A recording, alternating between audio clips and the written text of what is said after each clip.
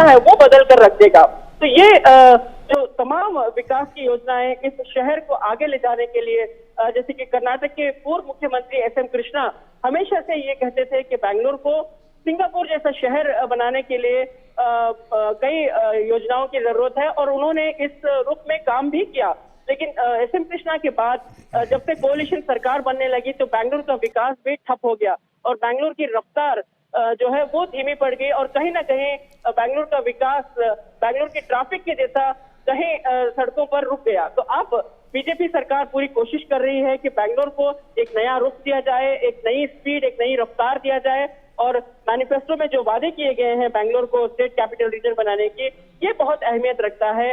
और ये इस प्रचार के दौरान बीजेपी यहाँ के निवासियों के सामने रख रही है, और लोग यही वजह है कि सड़कों पर अब खड़े हुए हैं। कुछ ही देर में प्रधानमंत्री का जो काफिला है वो आगे बढ़ रहा है, धीरे धीरे आगे बढ़ रहे, क्योंकि लोग भारी संख्या में सड़कों के दोनों ओर खड़े हैं। बिल्कुल आयशा, मैं आपके साथ अब असीम मिश्रा बोल रहा हूँ। शैलेंद्र भी हमारे साथ बने हुए हैं। शैलेंद्र, आप हमें सुन पा रहे हैं?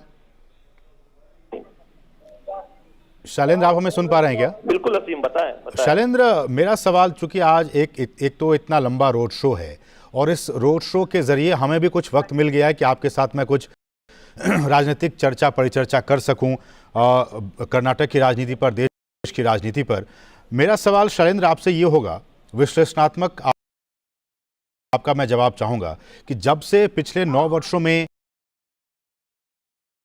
केंद्र में मोदी सरकार आई है, तब से एक बात जो कि हमेशा बहुत ही प्रचलित हो गया, वो डबल इंजन की सरकार है।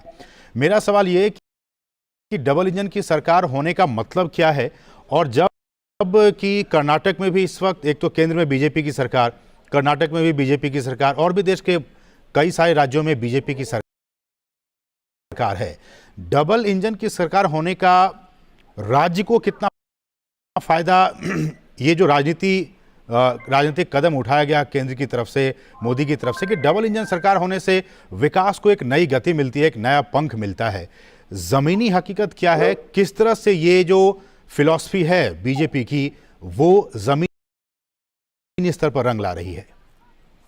देखिए,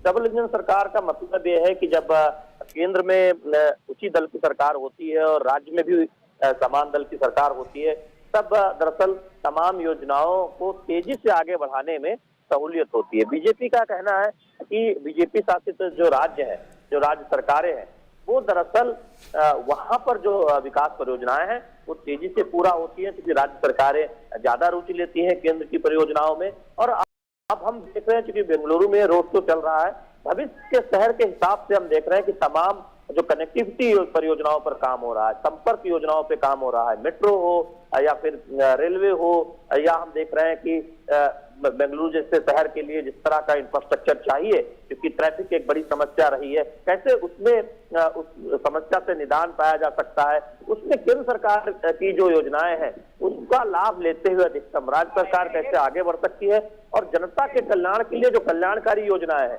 उसमें किस तरह से राज्य सरकार अपने योगदान को सुनिश्चित करते हुए उन योजनाओं का अधिकतम लाभ आम लोगों तक पहुंचा सकती है, चाहे वो अर्बन इंफ्रास्ट्रक्चर के मामले में हो, आधारभूत संरचना के मामले में हो, या फिर वंचितों को फायदा देने के मामले में तमाम केंद्र की जो कल्याणकारी योजनाएं हैं, आवास योजना हो या फिर तमाम योजनाएं, उसे सुनिश्चित करने में कि वो बेहतर तरीके से लागू हो। तो दरअसल बीजेपी ये कहती है कि जब डबल इंजन सरकार होती है तब इस तरह की परियोजनाओं को सही तरीके से जमीनी स्तर पर लागू करने में मदद मिलती है, और उसका अंतिम तौर पर फायदा समाज के वंचित तबकों को होता है, रोजगार के नए अवसर होते हैं, क्योंकि आधारभूत संरचनाएं तेजी से आगे बढ़ती हैं, और बेंगलुरु जैसे शहर की जो भविष्य की जरूरतें हैं वो पूरी होती है। वो पूरी होने के लिए जरूरी है कि इस तरह से इन योजनाओं पर काम हो सके। तो हम ये देखते हैं कि ये डबल इंजन सरकार की इसलिए बार बार बात की जाती है कि उससे जो भविष्य की जो चुनौतियां हैं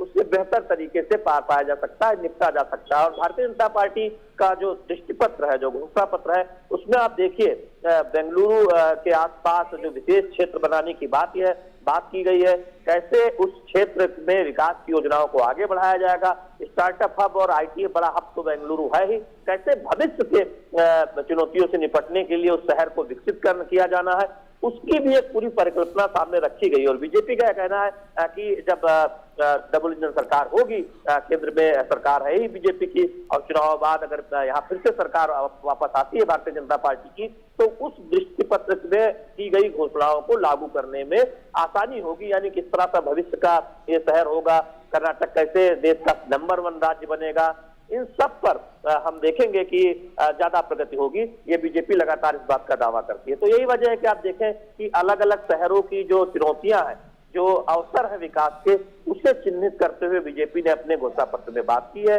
अलग अलग क्षेत्रों की बात की है, राज्य की राजधानी को कैसे विकसित करना है, उसकी चुनौतियों और समस्याओं से कैसे निपटना है, विकास परियोजनाओं के जरिए उस पर बात की है। तो निश्चित तौर पर यही वजह है कि हम एक तरह से बहुत जोर देखते हैं भारतीय जनता पार्टी के चुनाव प्रचार में कि डबल इंजन सरकार एक बार फिर से वापस लाई है, जिससे कर्नाटक की समस्याओं को और कम करने का, चुनौतियों से पार पाने का काम किया जा सके और विकास परियोजनाओं पर तेजी से आगे बढ़ा जा सके। क्योंकि कई बार हम ये देखते हैं कि जब राज्यों में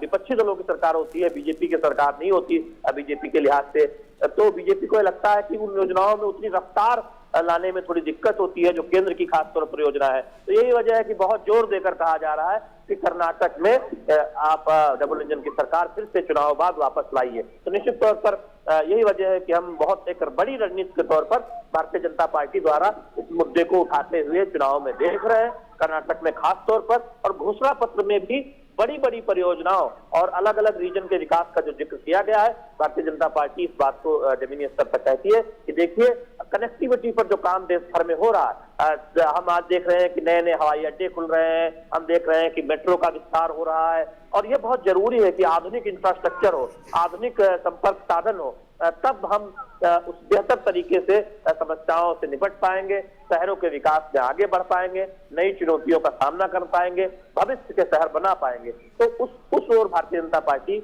आगे बढ़ने का दावा करती रही है। और यही वजह है कि हम देखते हैं कि शहरों में खासा जोर रहता है, चाहे वो चुनाव प्रचार के लिहाज से देखें या तमाम योजनाओं के लिहाज से देखें। असीम। बिल्कुल शैलेंद्र, इसमें मैं एक बात और आपसे जानना चाहूँगा, विश्लेषण चाहूँगा कि 2014 से पहले की भी जो सरकारें थीं वो भी चाहती होंगी कि केंद्र में भी उनकी सरकार हो, राज्यों में भी सरकार हो, लेकिन जिस तरह से इस शब्द को क्वाइन किया गया डबल इंजन की सरकार, ये जनता से ज़्यादा कनेक्ट हो पाया ये शब्द। और न सिर्फ ये एक किताबी बातें थीं, बल्कि जब ये धरातल पर तमाम राज्यों में भी बीजेपी की सरकारें बनने लगी तो उसका असर हम देख पा रहे हैं कि जब प्रधानमंत्री कहते हैं कि जिस परियोजना का, जिस स्कीम का, जिस भी इस तरह की चीज़ों का उद्घाटन हम करते हैं, शिलान्यास करते हैं, उसका हम उद्घाटन भी करते हैं, तो कहीं ना कहीं प्रैक्टिकली भी ये चीज़ें अब ज़मीन पर दिखने लगी। लेकिन मेरा सवाल ये कि ऐसे में डबल इंजन की सरकार को जब लोगों ने आत्मसात करना शुरू किया, उसके साथ होना शुरू कर दिया, उसको समझना शुरू कर दिया कि इसके क्या कुछ फ़ायदे हैं, ऐसे में चूँकि भारत एक लोकतांत्रिक देश है, बहुपक्षीय पार्टी यहाँ पे हैं, बहुत सारे विपक्ष में भी पार्टियाँ हैं, विपक्ष के नज़र से अगर देखा जाए तो उनके पास इस चुनौती से निपटने के लिए वो क्या सोच रहे हैं भारत की राजनीति में, अब जबकि डबल इंजन की सरकार वाले शब्द और वो चीज़ें साकार होने लगी हैं, ऐसे में विपक्ष के पास क्या कुछ बच जाता है? विपक्षी दल की अपनी एक कोशिश है कि वो भारतीय जनता पार्टी की जो नीतियां हैं उन पर सवाल उठाएं। भारतीय जनता पार्टी जिन सफलताओं के दावे करती है, जिन घोषणाओं को करती है, उनमें वो अपनी बात अपने विचारधारा के हिसाब से रखें, जनता को एक विकल्प के तौर पर बताएं कि जब वो आएंगे सत्ता में तो वो क्या कुछ कर सकते हैं राज्य के लिए या किसी क्षेत्र के लिए।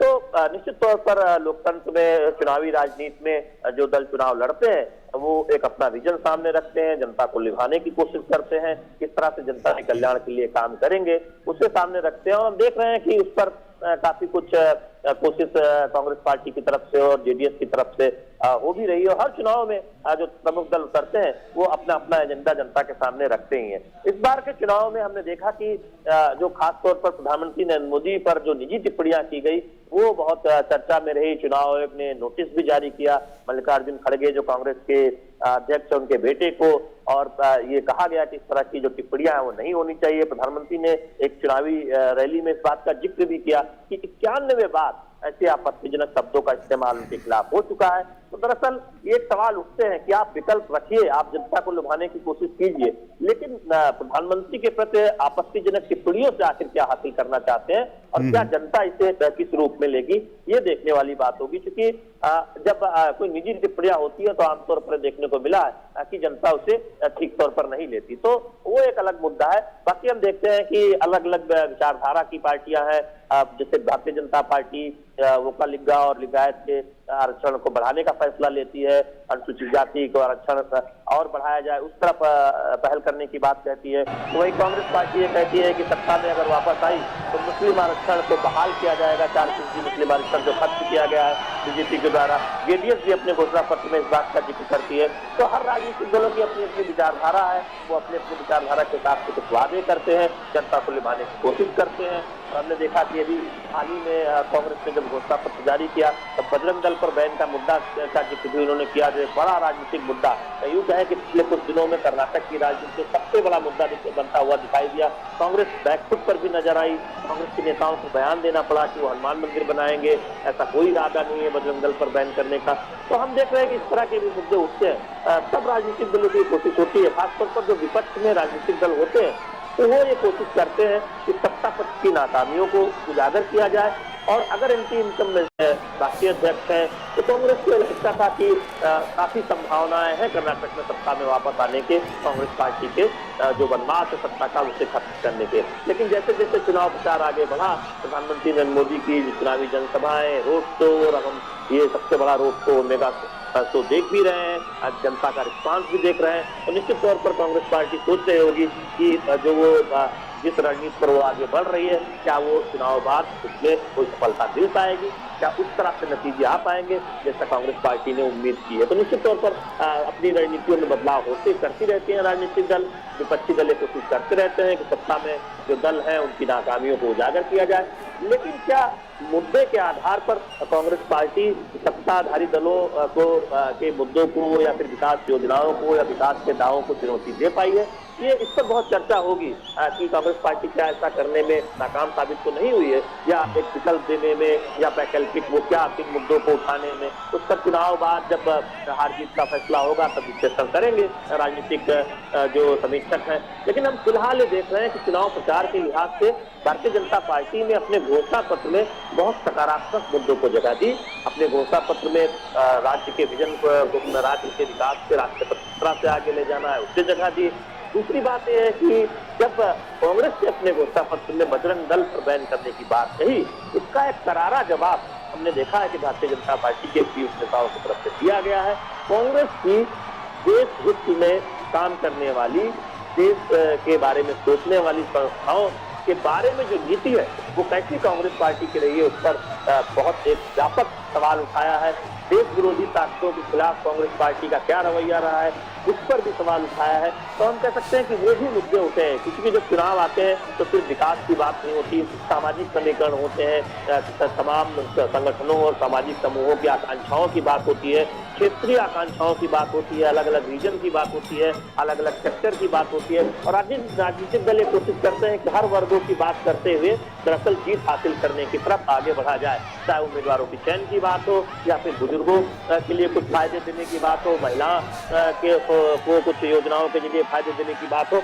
और हमने देखा है चाहे बीजेपी हो या फिर कांग्रेस पार्टी हो या जेडीएस हो, उन्होंने ये कोशिश की है कि अलग अलग वर्गों के लिए कुछ योजनाओं का, कुछ समर्थन का ऐलान करके, कुछ ये वादे करके जिससे सत्ता में आने पर उनको फायदा दिया जा सके। तो वो एक अपनी कोशिश करते नजर आते हैं, चाहे वो भारतीय जनता पार्टी हो या कांग्रेस हो या फिर जनता दल सेकुलर हो। लेकिन भारतीय जनता पार्टी इस बात को बहुत मजबूती से जनता को बता रही है कि देखिए डबल इंजन सरकार के जो फायदे हैं वो कर्नाटक को पिछले 3 सालों से मिल रहे हैं। जिन योजनाओं पर कर्नाटक में भारतीय जनता पार्टी की सरकार आगे बढ़ना चाहती है, उन्हें रुकना नहीं, उन्हें रोकिए मत, भारतीय जनता पार्टी की खुद से सरकार लाइए। और जैसा आधुनिक बेंगलुरु बनना है, जैसा संभावना वाला बेंगलुरु बनना है, आईटी सिटी के तौर पर हम इसे जानते हैं, स्टार्टअप इकोसिस्टम के तौर पर हम इसे जानते हैं, तमाम रीजन की जो विकास की जो संभावनाएं हैं, जो आकांक्षाएं हैं, इसे पूरा करने का काम, तेजी से पूरा करने का काम भारतीय जनता पार्टी की अगुवाई में राज्य सरकार करेगी, क्योंकि डबल इंजन की सरकार का फायदा मिलेगा। तो वो हम देखते हैं। और तस्वीरों में जब इस तरह की तस्वीरें आती हैं कि कोई बच्चा बहुत देर से इंतजार कर रहा होता है प्रधानमंत्री नरेंद्र मोदी को नजदीक से देखने का, बड़ी संख्या में युवा होते हैं, महिलाएं बड़ी संख्या में होती है, पुष्प वर्षा करती नजर आती है, तो भारतीय जनता पार्टी की उम्मीदें बढ़ती हैं कि जो कुछ कमी रही भी होगी, जो कुछ महीने पहले जो एक माहौल बनाने की कोशिश रही भी होगी, उससे प्रधानमंत्री नरेंद्र मोदी की इन रैलियों से, इन रोड शो से जो एक माहौल बना है, उससे भारतीय जनता पार्टी को चुनाव में फायदा होगा और आखिरकार भारतीय जनता पार्टी फिर चुनाव बाद सत्ता में वापसी में कामयाब होगी। तो वो हम एक देखते हैं कि चुनाव दर चुनाव भारतीय जनता पार्टी की ये जो उम्मीद है, जो भरोसा है, वो और मजबूत होता रहता है। जब हमने देखा है कई ऐसे राज्यों में भारतीय जनता पार्टी को सत्ता हासिल हुई है जहां पर सत्ता दोबारा पाने की एक परंपरा पिछले कई वर्षों, कई दशकों तक नहीं रही थी, लेकिन भारतीय जनता पार्टी ने उस परंपरा को तोड़ा और चुनाव बाद सत्ता में भारतीय जनता पार्टी की वापसी हुई। और इस बार के चुनाव में हम देख रहे हैं असीम कि युवाओं पर भारतीय जनता पार्टी का बहुत जोर है, न केवल वादों के मामले में बल्कि राजनीतिक तौर पर उन्हें टिकट देने के मामले में, चुनावी राजनीति में उतारने के मामले में। तो वो भी एक भारतीय जनता पार्टी को लगता है कि युवाओं का कुछ ज्यादा समर्थन बाकी चुनाव के मुकाबले भारतीय जनता पार्टी को खासतौर पर बेंगलुरु के आसपास और कर्नाटक के अलग अलग क्षेत्रों में मिल सकती। बिल्कुल। शैलेंद्र हमारे साथ बने रहिए। आयशा हमारे साथ जुड़ी हुई है। आयशा के साथ हम संपर्क करेंगे, लेकिन शैलेंद्र बहुत ही विस्तार से आप हमें समझा रहे हैं, हमारे दर्शकों को आप समझा रहे हैं कि कर्नाटक की राजनीति का क्या कुछ महत्व है और कर्नाटक में जो जिस तरह से राजनीति और चुनाव प्रचार हो रहा है उसका देश की राजनीति के साथ में किस तरह से संबंध है, जो वर्क कल्चर है, जो पॉलिटिकल कल्चर है, वो बाकी पार्टियों से किस तरह से जुदा है बीजेपी का। लेकिन मेरा सवाल, मैं आयशा के पास जाऊंगा, उससे पहले शैलेंद्र आपसे मेरा सवाल कि 2014 से पहले की राजनीति और उस राजनीति करने का तरीका और केंद्र में मोदी सरकार आने के बाद से राजनीति करने के तरीके, जो पेस और जिस स्केल की हम बात कर रहे हैं, उसमें जिस तरह से बीजेपी ने अपने आप को बढ़त बनाए रखा है, चाहे हमने देखा कि 2000 ये जो दशक चल रहा है 2020 से 2030 का, इन बीते 3 वर्षों में ही यूपी जैसे बड़े राज्यों में भी चुनाव हुए, नॉर्थ ईस्ट के छोटे राज्यों में भी चुनाव हुए, लेकिन जो पेस और जो स्केल, जिस स्केल पे चुनाव प्रचार और राजनीति करने का तरीका बीजेपी ने शो किया, उसके मुकाबले कांग्रेस या बाकी पार्टियों का वो पेस, वो स्केल नज़र नहीं आया। क्या ये बातें बाकी पार्टियों से बीजेपी को अलग करती है और जो स्ट्राइक रेट है जीतने का वो भी इसलिए ज़्यादा है बीजेपी का? भारतीय जनता पार्टी की सफलता को अगर आप परिभाषित करने या उसके कारणों को जानने की कोशिश करें तो 3-4 बातें बहुत महत्वपूर्ण तौर पर उभर कर सामने आती है असीम। पहली बात तो यह है कि दुनिया का सबसे लोकप्रिय नेतृत्व प्रधानमंत्री नरेंद्र मोदी के तौर पर भारतीय जनता पार्टी के पास है। उनकी जो लोकप्रियता है उससे भारतीय जनता पार्टी को मदद मिलती है। दूसरी बात यह है कि बीजेपी एक संगठन के तौर पर एक ऐसे दल है जो लगातार कार्यक्रमों की रचना करती है। दुनिया में सबसे बड़े सदस्य संख्या के लिहाज से सबसे बड़े संगठन के तौर पर भारतीय जनता पार्टी जानी जाती है और उनके जो सदस्य हैं वो लगातार सक्रिय रहते हैं, जनता के बीच रहते हैं, जनता से फीडबैक शीर्ष तक पहुंचाते हैं। जो योजनाओं में जो और सुधार किया जा सकता है उसमें एक त्वरित काम हम देखते हैं।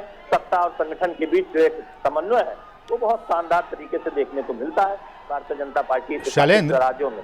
शैलेंद्र आप अपनी बात को कंप्लीट कीजिएगा, मैं आपके पास आऊँगा दोबारा, लेकिन उससे पहले अपडेट ले लूँ कि ये कारवा कहाँ तक पहुँचा है। हमारे साथ आयशा बनी हुई। आयशा, अपडेट बताइए कहाँ तक ये पीएम का काफिला कारवा पहुँचा? जी देखिए, पीएम अभी पहुँच रहे हैं साउथ ईस्ट सर्कल पर। ऐसा नज़ारा है जैसे कि यहाँ पर गणतंत्र दिवस का उत्सव हो, ठीक उसी तरह से यहाँ पर रंगारंग कार्यक्रम लेकर जो ग्रुप हैं वो पहुंचे हैं और कर्नाटक की जो कल्चर की जो एक झलक है पूरी तरह से यहाँ पर नजर आ रही है। यहाँ पर यक्षगान के कलाकार हैं और पूजा कुणिता के कलाकार हैं, डोल्लू कुणिता के कलाकार हैं। ये तमाम लोग जो बैंगलोर की पहचान है, जो कर्नाटक की पहचान है, ये जो कला और संस्कृति, ये तमाम लोग यहाँ पर साउथ ईस्ट सर्कल पर खड़े हैं। प्रधानमंत्री का सामना अब साउथ ईस्ट सर्कल एंटर हो रहा है और यहाँ पर लोगों में काफी जोश, काफी उत्साह। जैसे कि मैंने बताया, ये जो सड़क है पूरी तरह से एक रिपब्लिक डे के जो प्रोसेशन होता है ठीक इसी तरह का प्रोसेशन यहाँ पर नजर आ रहा है।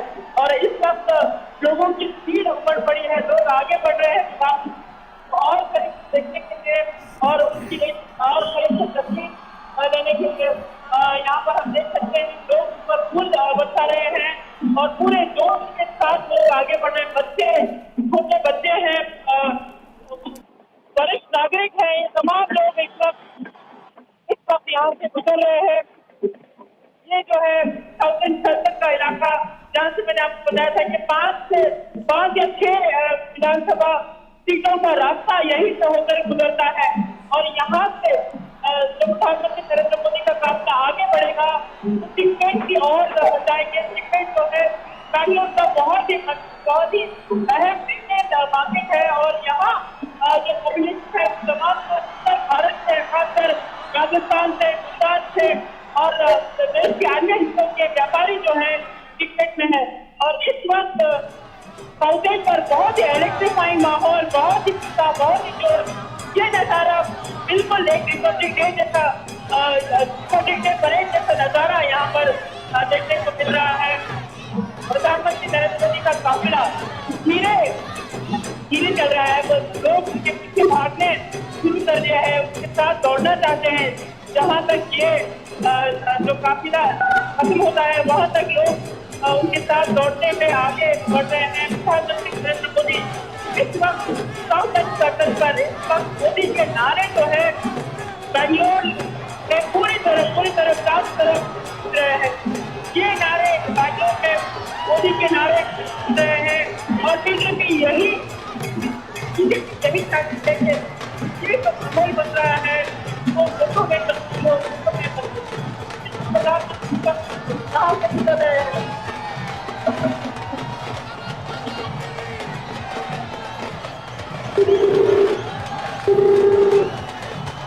जी आयशा, तो लगातार आप इन एम्बियंस के ज़रिए समझ सकते हैं इस बात को कि किस तरह से लोगों में जोश और उत्साह का माहौल है।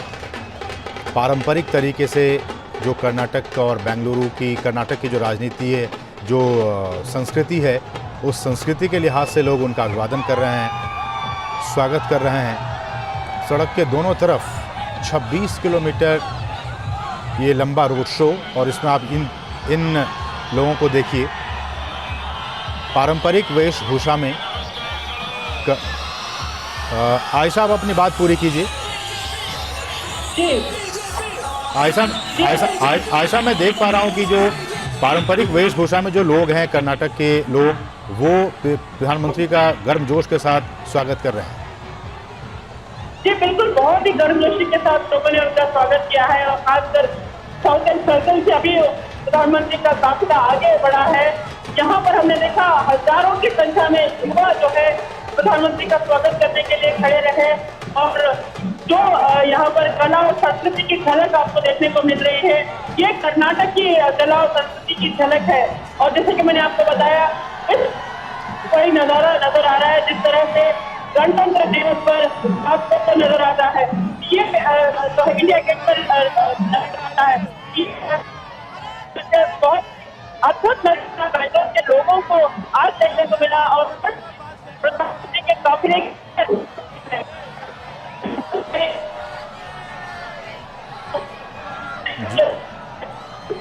जी आयशा, चूँकि आप, मुझे लगता है कि रनिंग स्टेट में हैं, शायद आपकी आवाज़ हम तक ठीक से नहीं पहुंच पा रही है, लेकिन इन तस्वीरों के ज़रिए हम समझ सकते हैं कि क्या जोश और क्या उत्साह है बेंगलुरु के लोगों में। आप देखिए गलियों में, सड़कों पर हज़ारों की तादाद में लोग वहाँ पे अपने नेता की एक झलक पाने के लिए हाथों में फूल लिए हुए। जैसा कि आप सही फरमा रही थी आयशा कि आज बेंगलुरु में फूलों की कमी हो गई है।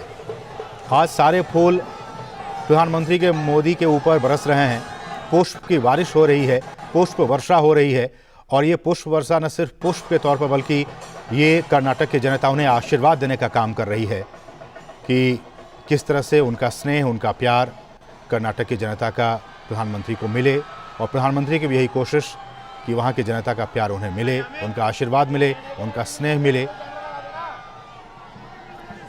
हमारे साथ हमारे सहयोगी शैलेंद्र भी बने हुए हैं। और शैलेंद्र, मेरे पास एक और क्वेश्चन है, लेकिन उससे पहले जो मैं आपसे पूछ रहा था कि 2014 से लेकर 2019 इन 9 सालों में जो राजनीति करने का तरीका है, पॉलिटिकल पंडित्स भले कुछ भी कहें, लेकिन जिस स्पेस और जिस स्केल के साथ बीजेपी पिछले 9 सालों में राजनीति की है वो काबिल तारीफ है, क्योंकि नतीजे हम सबके सामने हैं। चाहे वो यूपी हो, सबसे बड़ा राज्य जहां से 40 लोकसभा की सीटें और 80 विधानसभा की सीटें आती हैं, या फिर पूर्वोत्तर के छोटे राज्य।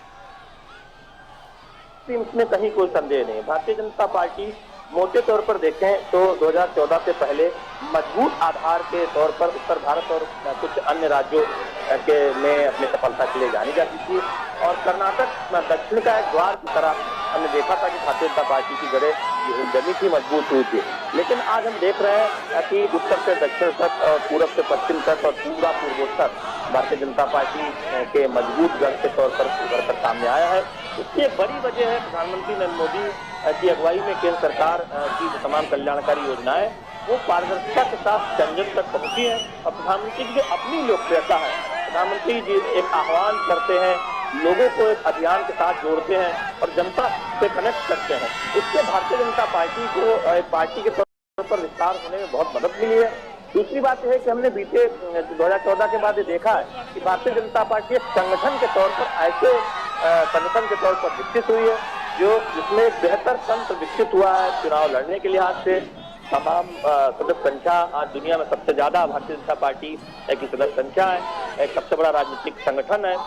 तो निश्चित तौर पर उसका एक फायदा मिलता है। सत्ता और सरकार और संगठन के बीच जो समन्वय होना चाहिए, तमाम योजनाओं को लेकर जो फीडबैक होना चाहिए, वो भी हम देखते हैं कि पार्टी कार्यकर्ता अपने तौर पर उसमें मेहनत करते रहते हैं। कोरोना काल में भी तमाम चुनौतियों के बावजूद सेवा का काम भारतीय जनता पार्टी के कार्यकर्ताओं ने किया, तो उसकी भी एक बड़ी वजह है। और यही वजह है कि बीजेपी अब ये कहती है कि किसी योजना का उद्घाटन भी भारतीय जनता पार्टी सरकार करती है और उसका लोकार्पण भी भारतीय जनता पार्टी सरकार करती है। और योजनाओं में समय जो आवंटित किया जाता है उससे पहले तमाम योजनाएं पूरा होती है, यानी गवर्नेंस के मॉडल को बदला गया है। आप सीधे खाते में पैसा पहुंचता है, पारदर्शिता के साथ काम हो रहा है, तो उसका एक फायदा देखते हैं जब जनता राज्य दर राज्य कई बार भारतीय जनता पार्टी सरकारों को 5 साल सत्ता में रहने के बाद दोबारा सत्ता सौंपती हुई दिखाई दे रही है। तो वो एक गवर्नेंस मॉडल में बदलाव दिखता है भारतीय जनता पार्टी की अगुवाई में, और एक कार्य संस्कृति में बदलाव दिखता है। सभी वर्गों को जोड़ने में कामयाब भारतीय जनता पार्टी दिखाई पड़ती है। खासतौर पर अलग अलग जो ग्रुप्स हैं, अलग अलग जो युवा वर्ग हैं या फिर महिलाएं हो, उनकी कल्याणकारी योजनाओं के जरिए किस तरह से उन तक कनेक्ट बनाना है, उस पर हम देखते हैं कि भारतीय जनता पार्टी को सफलतापूर्वक कामयाबी मिली है। और ये जो तस्वीरें हैं रोड शो में, ये भी दिखाती हैं कि कितना कनेक्ट है प्रधानमंत्री नरेंद्र मोदी का आम जनता से। और जब ये मत में बदलता है, जब ये कनेक्ट भारतीय जनता पार्टी के संगठन की मेहनत से जब भारतीय जनता पार्टी को चुनाव में समर्थन मिलता है, तब हम देखते हैं कि डबल इंजन की सरकारें कई जगह सफलता हासिल करती हैं और चुनाव बाद भी जनता का भरोसा हासिल होता है। तो यही वजह है कि जब आपके पास दुनिया का सबसे लोकप्रिय नेतृत्व हो, एक विजन हो, कार्यकर्ताओं की एक बड़ी फौज हो, गवर्नेंस का एक बेहतर मॉडल हो, और देश के अलग अलग राज्यों और अलग अलग क्षेत्रों की समस्याओं को समझने के लिए एक क्षमता हो, एक फीडबैक मॉडल हो, तब आप जनता का ज्यादा से ज्यादा भरोसा हासिल करते हुए दिखाई देते हैं। और हम देखते हैं कि राज्य दर राज्य ये जो सफलता है भारतीय जनता पार्टी को दिखाई देती है। तो फिलहाल हम देख रहे हैं तस्वीरों में किस तरह से उत्साह है। आप ढोल नगाड़ों से स्वागत होता हुआ देख रहे हैं प्रधानमंत्री नरेंद्र मोदी का। आप तस्वीरों में देख रहे हैं कि बड़ी संख्या में युवा पुष्पवर्षा कर रहे हैं। तस्वीरों में देख रहे हैं कि बेंगलुरु की जो संस्कृति है, जो राज्य की जो संस्कृति है, वो उसकी झलक दिखाई देती है, यहाँ की कला संस्कृति की। तो दरअसल भारतीय जनता पार्टी के विकास का जो एक मॉडल है वो भी यहाँ दिखाई देता है कि जब वो सिर्फ आर्थिक विकास की बात नहीं करती, तमाम सामाजिक समूहों को आगे ले जाने की बात करती है, वंचित तबकों को समर्थन देने की बात करती है, और राज्य की क्षेत्र की कला संस्कृति और सांस्कृतिक गौरव, सांस्कृतिक विरासत को आगे ले जाने की बात करती है, सिर्फ आर्थिक विकास की बात नहीं करती। तो हम देखते हैं कि वो भी जनता की भावनाओं से जुड़ा मुद्दा होता है, उनकी संस्कृति और कला से जुड़ा मुद्दा होता है, तो उस पर भी हम समर्थन मिलता हुआ वो भारतीय जनता पार्टी को अलग अलग राज्यों में देखते हैं। तो वो तस्वीरों के जरिए भी दिखाई देता है। प्रधानमंत्री नरेंद्र मोदी जब चुनावी जनसभाओं को संबोधित करते हैं, इस तरह के मेगा रोड शो करते हैं, तब इन तस्वीरों में भी ये दिखाई देता है कि किस तरह से भारतीय जनता पार्टी ने जनता की नब्ज को समझा है प्रधानमंत्री नरेंद्र मोदी की अगुवाई में। तो उसका फायदा भी चुनाव दर चुनाव हम भारतीय जनता पार्टी को मिलता हुआ देख रहे हैं। एक और सवाल शैलेंद्र की, जिस तरह से हम जानते हैं कि दक्षिण भारत में तमाम राज्य हैं, लेकिन कर्नाटक में यहाँ बीजेपी की सरकार है और दक्षिण भारत में प्रवेश करने के लिए द्वार के तौर पर कहा जाता है कि बीजेपी ने कर्नाटक जीता तो ये एक दरवाज़ा खुल गया दक्षिण भारत के और भी राज्यों में अपनी जड़ें जमाने का। क्या लगता है कि अब कर्नाटक में बीजेपी की सरकार है, अभी चुनाव होने वाले हैं, कर्नाटक के साथ साथ दक्षिण भारत के जो बाकी राज्य हैं वहाँ भी बीजेपी अपने आप को इस्टेब्लिश करे, वहाँ भी सत्ता में आए, इसके लिए बीजेपी को और कितनी मेहनत और क्या कुछ स्ट्रेटजिक लेवल पे क्या कुछ करने की ज़रूरत है, अगर आपका मैं विश्लेषण इस पर जानना चाहूँ। देखिए, वी एस येदियुरप्पा की अगुवाई में जब पहली बार कर्नाटक में बीजेपी को सरकार में अगुवाई करने का मौका मिला था, तब से हमने देखा था कि बड़ी कोशिश हुई थी 2014 से पहले भी कि भारतीय जनता पार्टी दक्षिण के बाकी राज्यों में विस्तार पाए। हालांकि उस वक्त वो कोशिशों में उतनी सफलता नहीं मिली थी, लेकिन हम बीते 5-6 वर्षों में देखते हैं कि कर्नाटक के अलावा भी भारतीय जनता पार्टी भले ही सरकार में शामिल न हो दक्षिण भारत के कई राज्यों में या सरकार सत्ता में न हो, लेकिन एक राजनीतिक दल के वजूद के तौर पर, आधार के तौर पर भारतीय जनता पार्टी का वजूद हर राज्य में बढ़ा है। केरल में भी बढ़ा है, तमिलनाडु में भी बढ़ा है, तेलंगाना में हम देख रहे हैं कि अब वो मुख्य विपक्षी दल की भूमिका में आ चुकी है और तेलंगाना सरकार जो केसीआर की सरकार है उसकी विफलताओं को जोर शोर से जनता के सामने रख रही है। आंध्र प्रदेश में भी भारतीय जनता पार्टी अपनी जो राजनीतिक गतिविधियां हैं उसमें विस्तार कर रही है। तो निश्चित तौर पर हमें देखते हैं कि आंध्र प्रदेश हो, तेलंगाना हो, तमिलनाडु हो, केरल हो, पश्चिम बंगाल हो, जहां हम देखते हैं कि बीजेपी मुख्य विपक्षी दल की पिछले आप देखें चुनाव में बहुत महत्वपूर्ण एक तरह से देखें सफलता विपक्षी दल के तौर पर हासिल की थी और कई ऐसे गैर हिंदी भाषी जो राज्य है वहां पर भी भारतीय जनता पार्टी बहुत मजबूत ताकत के तौर पर उभरी है। चाहे आप उड़ीसा की बात करें या फिर आठ राज्यों की बात करें, तो निश्चित तौर पर बीजेपी के सामने तो चुनौती है। कर्नाटक में जिस तरह से बार बार सफलता मिली है वैसी सफलता कर्नाटक में इस चुनाव के बाद भी दोहराई जाए और कर्नाटक जैसी सफलता जो बीते कुछ चुनाव में मिली है दक्षिण भारत के राज्यों में दोहराई जाए।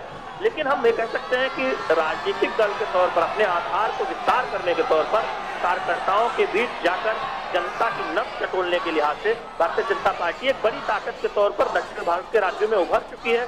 वो राज्यों के मुद्दे उठा रही है, राज्यों की संस्कृति से जुड़े तमाम पहलुओं को जनता के बीच ले जा रही है।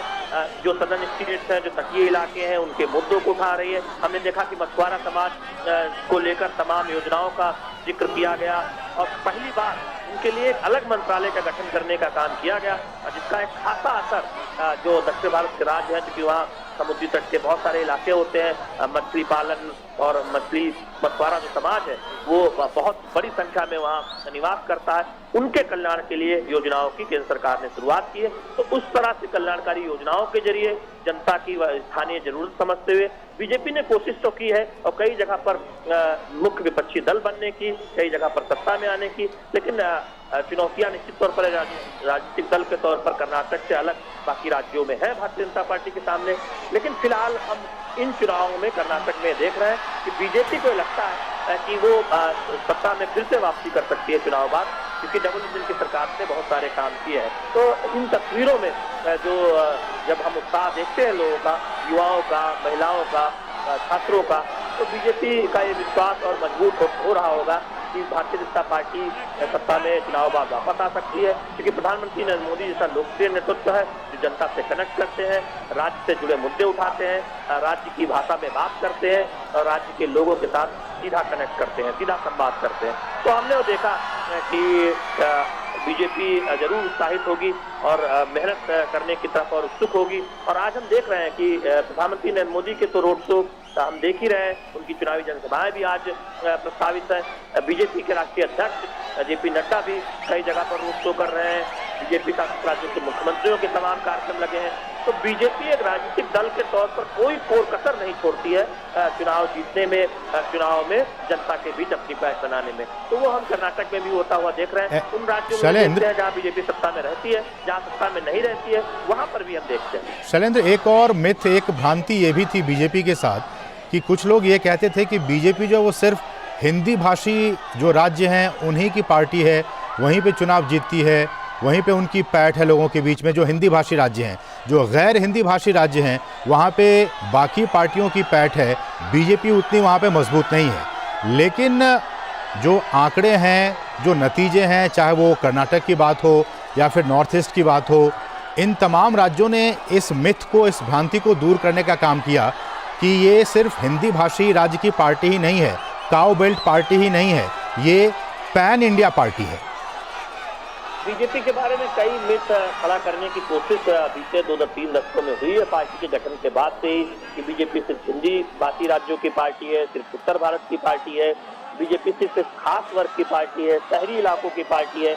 लेकिन हमने देखा कि 2014 के बाद खास तौर पर, और उससे पहले भी 1999 के आसपास जब आंध्र प्रदेश में लोकसभा में कई सीटें बीजेपी जीती थी और कुछ सफलता दक्षिण के राज्यों में भी मिली थी, तब बीजेपी ने उस मिथ को तोड़ने का काम करने की शुरुआत की थी। लेकिन 2014 के बाद व्यापक तौर पर उस धारणा को बदल दिया है। जब आप उत्तर पूर्व के अधिकांश राज्यों में देखते हैं जो गैर हिंदी भाषी राज्य है, वहां पर अब भारतीय जनता पार्टी की सरकार है।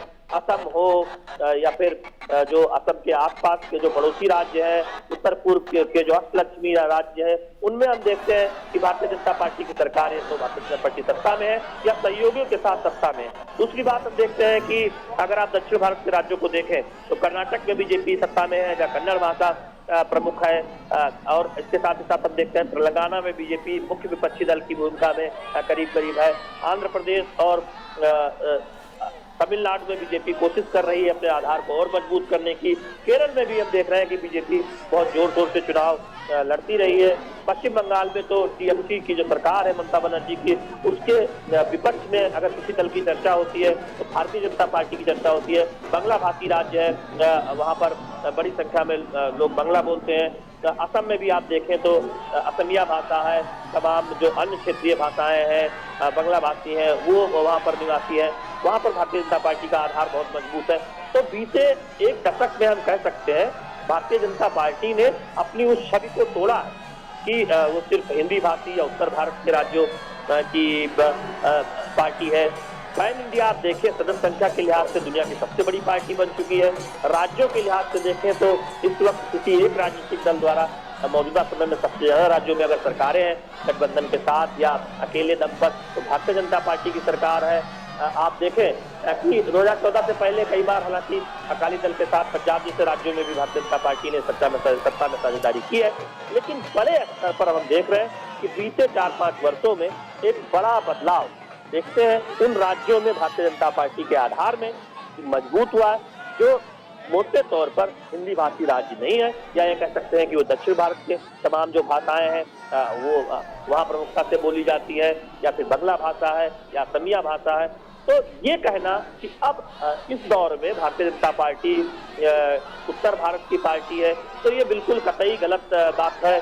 और इस मिथ को तो बीजेपी काफी पहले तोड़ चुकी है, और शहरी पार्टी का जो पहले ठप्पा लगता था उस मिथ को भी बीजेपी बहुत पहले तोड़ चुकी है। तो कि हम देखते हैं कि ग्रामीण इलाकों में उत्तर प्रदेश और बिहार या फिर तमाम अन्य राज्यों के जो ग्रामीण इलाके हैं, वहां पर जो सफलता भारतीय जनता पार्टी को चुनाव दर चुनाव नसीब हुई है। आप उत्तराखंड में देखें जिस तरह से भारतीय जनता पार्टी सत्ता के बाद वापस आई है। पहाड़ी राज्यों में बीजेपी का जो आधार मजबूत हुआ है, उन राज्यों की भी ये कहानी कहती है कि भारतीय जनता पार्टी केवल मैदानी इलाकों, जो काऊ बेल्ट है, जो गंगा के पास का इलाका है, सिर्फ वहाँ की पार्टी नहीं है, पूरे देश की पार्टी है। पूरे देश में हर उस इलाके की पार्टी है, चाहे वो समुद्री तट का इलाका हो या गंगा का मैदान हो या फिर पहाड़ी इलाका हो, इसमें उत्तर पूर्व के पहाड़ हो, तो सब जगह भारतीय जनता पार्टी की बहुत मजबूत उपस्थिति देखने को मिलती है, सत्ता में हो या न हो। इसमें शैलेंद्र एक बात और भी कही जाती थी कि एक तो हुई कि ये हिंदी भाषी अहिंदी भाषी राज्यों की बात, उसमें भी बात ये आएगी ये बीजेपी जो है वो जो अर्बन एरियाज़ में जो लोग रहते हैं, शहरी क्षेत्रों की, वहाँ के लोगों से ज़्यादा कनेक्टेड ये पार्टी है बजाय कि ग्रामीण इलाकों से। ये भी एक मिथ था और इस मिथ को भी बीजेपी ने तोड़ने का काम किया। अब देखिए, दो बातें हैं आपको समझना होगा। जब कोई पार्टी सत्ता में आती है तो कौन से कदम उठाती है। पहले हम बात करेंगे कि जब हिंदी भाषी पार्टी होने के आरोपों का, नेशनल एजुकेशन पॉलिसी जो नई बीजेपी लेकर आई, पहली बार ऐसा हुआ है कि भारतीय भाषाओं को आगे बढ़ाने का, क्षेत्रीय भाषाओं में, भारतीय भाषाओं में प्राथमिक स्तर की पढ़ाई सुनिश्चित करने का काम किया जा रहा है। तमाम जो आधुनिक शिक्षा है, यानी कि इंजीनियरिंग और मेडिकल की शिक्षा भी भारतीय भाषाओं में सुनिश्चित हो, उसके लिए समाज सामग्री उपलब्ध हो, उस पर एक युद्ध स्तर पर काम हुआ है, जिससे कि जो ग्रामीण स्तर के युवा हैं, जो ग्रामीण प्रतिभा है, वो ज्यादा उसका लाभ उठा पाए। और हम देख रहे हैं कि वो काम बहुत तेजी से हो रहा है।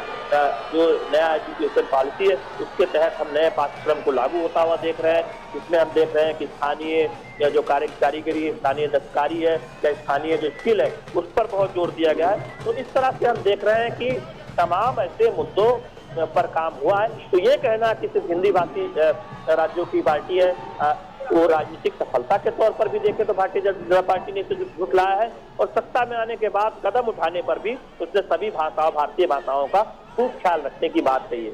दूसरी बात है कि जो आप कह रहे हैं कि शहरी इलाकों की पार्टी है, प्रधानमंत्री की अगुवाई में केंद्र सरकार की कल्याणकारी योजनाओं को देखिए। 80 करोड़ लोगों को जो मुफ्त राशन दिया गया कोरोना काल के दौरान, या फिर पीडीएस के जरिए जो अभी मुफ्त राशन दिया जा रहा है, वो उसका फायदा अधिकतर ग्रामीण इलाकों को हुआ है। जो प्रधानमंत्री आवास योजना या फिर ओडीएफ जो अभियान चला कि हर गांव में शौचालय हो, महिलाओं को सम्मान से जीने की आजादी हो, उज्ज्वला योजना में जो गैस सिलेंडर दिए गए मुफ्त, ये सारी वो योजनाएं हैं जिससे ग्रामीण भारत को फायदा हुआ है, ग्रामीण भारत में रहने वाले युवाओं और महिलाओं को फायदा हुआ है। स्किल इंडिया की बात हो, ग्रामीण स्किल को तराशने की बात हो, उससे ग्रामीण भारत को फायदा हुआ है, ग्रामीण युवाओं को फायदा हुआ।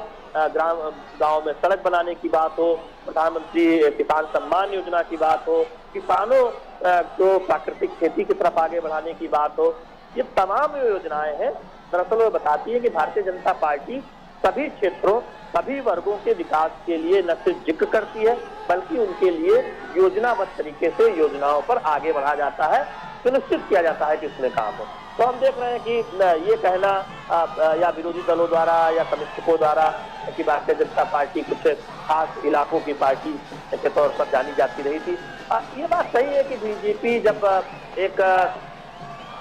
बीजेपी का गठन हुआ था, तब ये आरोप कई समीक्षकों द्वारा, कई पार्टियों द्वारा ये लगाए जाते रहे थे, लेकिन समय समय पर भारतीय जनता पार्टी ने इसका जवाब दिया है, और करारा जवाब दिया है तमाम फैसलों के जरिए। और फिलहाल इस दौर में जब दुनिया के सबसे लोकप्रिय नेता की अगुवाई में भारतीय जनता पार्टी आगे बढ़ रही है, तो अब ये आरोप बहुत पीछे छूट जाते हैं या इस पर कोई बात भी नहीं करता, क्योंकि ये दुनिया की सबसे ज्यादा सदस्य संख्या के लिहाज से भारतीय जनता पार्टी सत्ता में है। अगर आप संगठन के सदस्य संख्या के लिहाज से कहें, 300 से ज्यादा सांसद जीतकर लगातार दूसरी बार पूर्ण बहुमत की सरकार बनाई है, तमाम गठबंधन सहयोगियों के साथ राज्य दर राज्य वो आगे बढ़ी है। तो अब ये कहना कि कुछ राज्य की पार्टी है, कुछ केवल हिंदी भाषा की पार्टी है, शहरों की पार्टी है, ये एक बेमानी सा लगता है, क्योंकि उससे भारतीय जनता पार्टी काफी आगे निकल चुकी है प्रधानमंत्री नरेंद्र मोदी की अगुवाई में और अपने संगठन विस्तार के जरिए। आप केरल जैसे राज्यों में देखिए जहां भारतीय जनता पार्टी की चुनावी सफलता भले ही नहीं हासिल हो, लेकिन आप सदस्य संख्या के लिहाज से देखें तो केरल में भारतीय जनता पार्टी संघर्ष करती नजर आती है, तमाम जमीनी मुद्दे उठाती नजर आती है, केरल सरकार की सफलताओं को सामने रखती नजर आती है। तो भारतीय जनता पार्टी दूरदृष्टि के तहत दरअसल जनता के कल्याण की योजनाओं को सफलतापूर्वक उठाती है, और कई बार हम देखते हैं कि उसका चुनावी सफलता के रूप में फायदा भी मिलता है, कई बार नहीं भी मिलता है कुछ राज्यों में, लेकिन बीजेपी अपने तौर पर जनता के मुद्दों को उठाती रहती है। तो अब ये मुद्दे बहुत, हम कह सकते हैं, गौण हो गए हैं, पीछे छूट गए हैं। भारतीय जनता पार्टी पर जो इस तरह के आरोप तत्ता होते थे या जो छवि बनाने की कोशिश होती थी, अब उस पर कोई जिक्र नहीं करता। अब राजनीतिक दलों को, समीक्षकों को लगता है कि भारतीय जनता पार्टी कहां पर मिथक तोड़ रही है, कहां किन राज्यों में जहां पर सत्ता पलटने का इतिहास रहा है वहां उस परंपरा को तोड़ रही है। उत्तर प्रदेश हो, उत्तराखंड हो, गुजरात में हमने देखा कि कितने दशकों भारतीय जनता पार्टी का शासन साल दर साल 5 साल बाद वापस आ रहा है और सबसे बड़े बहुमत से वापस आ रहा है। तो गुजरात तो एक ऐसा राज्य जब भी जहां गुजराती प्रमुखता से बोली जाती है और बीजेपी वहां 2 दशकों से ज्यादा समय से सत्ता में है। तो गुजरात ही अपने आप में एक उदाहरण है कि एक ऐसा राज्य जहां भारतीय जनता पार्टी 2 दशकों से ज्यादा समय से सत्ता में है, एक इतिहास बनाया है। हाल ही में जो चुनाव हुए थे उसमें सबसे बड़ी जीत हासिल की थी, वहां भी गुजराती सबसे प्रमुख भाषा है, हिंदी प्रमुख भाषा नहीं है, वहां की गुजराती सबसे पहले प्रमुख भाषा, उसके बाद हिंदी या बाकी भाषाएं बोली जाती हैं। तो निश्चित तौर पर अब उस पर कोई उसका चर्चा नहीं करता, और कोई चर्चा करता भी है तो उसके उस चर्चा में उस तथ्यों में उसके दम नजर नहीं आता। शैलेंद्र, एक बात और मैं आपका चाहूँगा, उस पर कमेंट, विश्लेषणात्मक कमेंट चाहूँगा कि अभी कर्नाटक के चुनाव में ही बीते दिनों प्रधानमंत्री ने ये कहा कि अगर कर्नाटक मजबूत होता है एक राज्य के तौर पर तो कहीं ना कहीं भारत मजबूत होगा। उन्होंने ये भी कहा कि सहकारी संघवाद में तमाम राज्यों की भूमिकाएं बहुत अहम हैं, तमाम राज्य अगर मजबूत होंगे तभी संघ जो है वो मजबूत होगा। लेकिन जो विपक्षी पार्टियां हैं, विपक्ष के नेता ये कहते हैं कि ये डबल इंजन की सरकार और इस तरह की बातें करना सहकारी संघवाद के ऊपर चोट है, सहकारी संघवाद को कम करने की कोशिश बीजेपी के द्वारा की जाती है। इस पर आपका कमेंट। देखिए, पहली बात तो है कि जब चुनाव आता है और इस बात की फायदे गिनाने की कोशिश होती है कि अगर एक ही दल की सरकार होगी तो बीजेपी जनता को बताने की कोशिश करती है कि दरअसल राज्य की जरूरतों को पार्टी के फीडबैक के जरिए तमाम पार्टी के शीर्ष नेताओं तक बेहतर तरीके से पहुंचाया जा सकेगा, और राज्य में जो सरकार होगी वो ज्यादा गंभीर होगी केंद्र की योजनाओं को लेकर। क्योंकि ऐसा देखने को मिला जब पश्चिम बंगाल जैसे राज्यों में आरोप लगते हैं कि केंद्र की योजनाओं को लागू करने में गंभीरता नहीं दिखाई जाती। आयुष्मान योजना को तो हमने देखा कि कई राज्यों ने कितने समय तक रोकने का काम किया, उसके लाभ गरीबों तक नहीं पहुंचने दिए।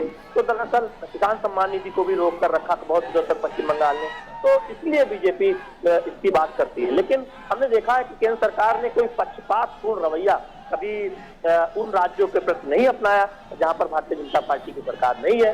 राज्यों का उनका हिस्सा मिलता है, राज्य और केंद्र मिलकर आगे बढ़े, ये हमेशा भारतीय जनता पार्टी इस बात को कहती रहती है। और यही वजह है कि भारतीय जनता पार्टी अपनी योजनाओं में सभी क्षेत्रों, सभी रीजन पर विशेष तौर पर ध्यान देती है। बीजेपी की जो सरकार है केंद्र में प्रधानमंत्री नरेंद्र मोदी की अगुवाई में, वो चाहे कोई छोटा राज्य हो या फिर लोकसभा सीट के लिहाज से बड़ा राज्य हो, उस राज्य की जरूरत के हिसाब से जो भी आवंटन किया जा सकता है उस आवंटन को सुनिश्चित किया जाता है। लेकिन डबल इंजन सरकार के फायदे भारतीय जनता पार्टी अपने तौर पर गिनाती रहती है कि उससे किस तरह से सहूलियत होती है, और वो एक रणनीति रहती है कि जनता को बताया जाए केंद्र और राज्य में जब एक ही दल की सरकार होगी तब विकास की रफ्तार तेज होगी। उन योजनाओं को लेकर राज्य सरकार ज्यादा संवेदनशील होगी क्योंकि एक ही पार्टी की सरकार दोनों जगह पर होगी। कई बार हम देखते हैं कि राज्य में योजनाओं के नाम बदलकर केंद्र की योजनाओं को लागू कर दिया जाता है, या फिर वो अपनी अलग से योजनाएं शुरू करते हैं, उसी तरह की जो केंद्र की योजना चलती रहती है, तो उसमें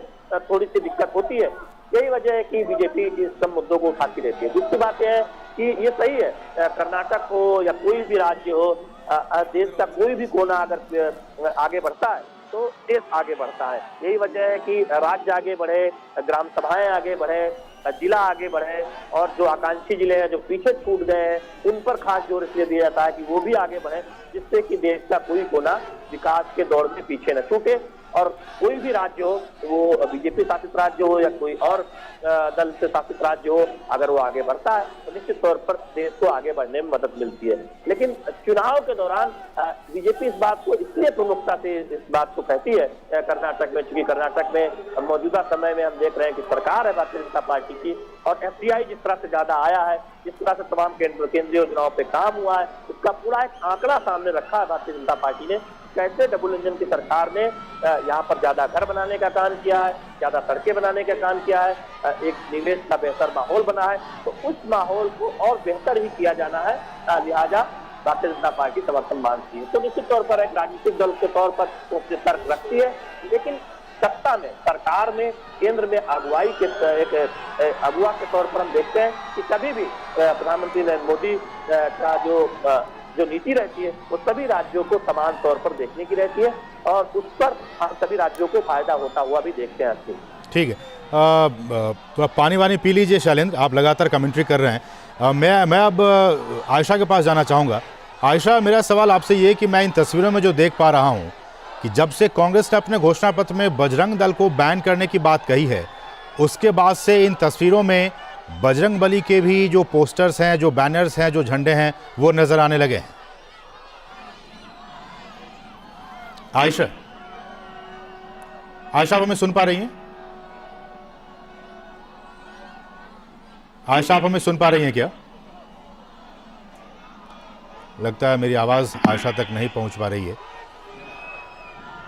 आयशा, लेकिन शैलेंद्र, मैं आपके पास दोबारा आऊँगा क्योंकि आयशा से हमारा संपर्क स्थापित नहीं हो पा रहा है। जो सवाल मैंने आयशा से पूछा कि कांग्रेस पार्टी ने जिस तरह से अपने घोषणा पत्र में बजरंग दल को बैन करने की बात कही है, उसके बाद से इन तमाम सड़क के दोनों तरफ जो लोग खड़े हैं, मैं देख रहा हूँ कि बहुत से लोगों के हाथों में बजरंगबली का जो झंडा है, जो बैनर है, वो पोस्टर हैं, वो अब दिखाई देने लगे। शैलेंद्र, आप हमारे साथ बने हुए हैं। जी वसीम, हम निश्चित तौर पर आप जिस मुद्दे का जिक्र कर रहे हैं, जिस बात को आप कह रहे हैं कि बजरंग दल का जो मुद्दा है, बजरंग दल पर बैन करने का जिक्र जब से कांग्रेस पार्टी ने किया, तब से बजरंगबली बहुत चर्चा में है। कर्नाटक में हम देख रहे हैं चुनावी रैलियों में, तमाम सार्वजनिक स्थानों पर बजरंगबली के जय के नारे लग रहे हैं, बजरंग दल के कार्यकर्ता प्रदर्शन कर रहे हैं। और हम आज रोड शो में भी कई जगह पर देख रहे हैं कि बजरंगबली की तस्वीर के साथ तमाम कार्यकर्ता इकट्ठा है। और क्योंकि किष्किंधा पर्वत का जब कर्नाटक का जिक्र होता है, बजरंगबली का जिक्र होता है, तो किष्किंधा पर्वत का जिक्र होता है, बजरंगबली को लेकर विशेष आस्था का जिक्र होता है। किस तरह से हम देख रहे हैं कि जगह जगह हनुमान जी के मंदिर हैं। बयानों के जरिए कुछ पानी डालने की कोशिश की कि वो सत्ता में आने के बाद हनुमान मंदिर बनाएंगे, उनका बजरंग दल पर बैन करने का कोई इरादा नहीं है। लेकिन जब आपने घोषणा पत्र में इस तरह स्पष्ट तौर पर जिक्र किया और पीएफआई से तुलना की, तो बीजेपी ये कह रही है कि देखिए, कांग्रेस पार्टी का चरित्र है कि वो इस तरह की बातें करते रहते हैं, इस तरह के फैसले लेते रहते हैं। जब राष्ट्रवादी ताकतों के बारे में कोई बात आती है तो चुप्पी साध लेते हैं, जब आतंकी संगठनों या फिर आतंक को मदद करने वाले संगठनों पर कार्रवाई करने की बात आती है तो चुप्पी साध लेते हैं।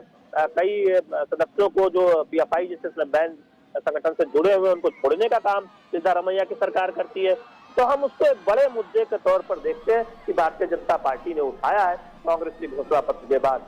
और रोड शो में भी आप देख रहे हैं, चुनावी रैलियों में भी देख रहे हैं, बजरंगबली के नारे लग रहे हैं। तो एक ऐसा मुद्दा है जिस पर हम देख रहे हैं कि बहुत चर्चा हो रही है, बहुत बात हो रही है, न केवल भारतीय जनता पार्टी के कार्यकर्ता बल्कि आम लोग और बजरंगबली के भक्त मुखर होकर इस मुद्दे को सामने रख रहे हैं, इस पर अपनी प्रतिक्रिया व्यक्त कर रहे हैं, रोष भी व्यक्त कर रहे हैं, खासतौर पर बजरंग दल के जो कार्यकर्ता हैं, जो बजरंगबली के भक्त। ठीक है, हमारे साथ आयशा बनी हुई है। आयशा, क्या कुछ अपडेट है? प्रधानमंत्री का ये जो काफिला है, कारवां है, वो कहां तक पहुंचा है?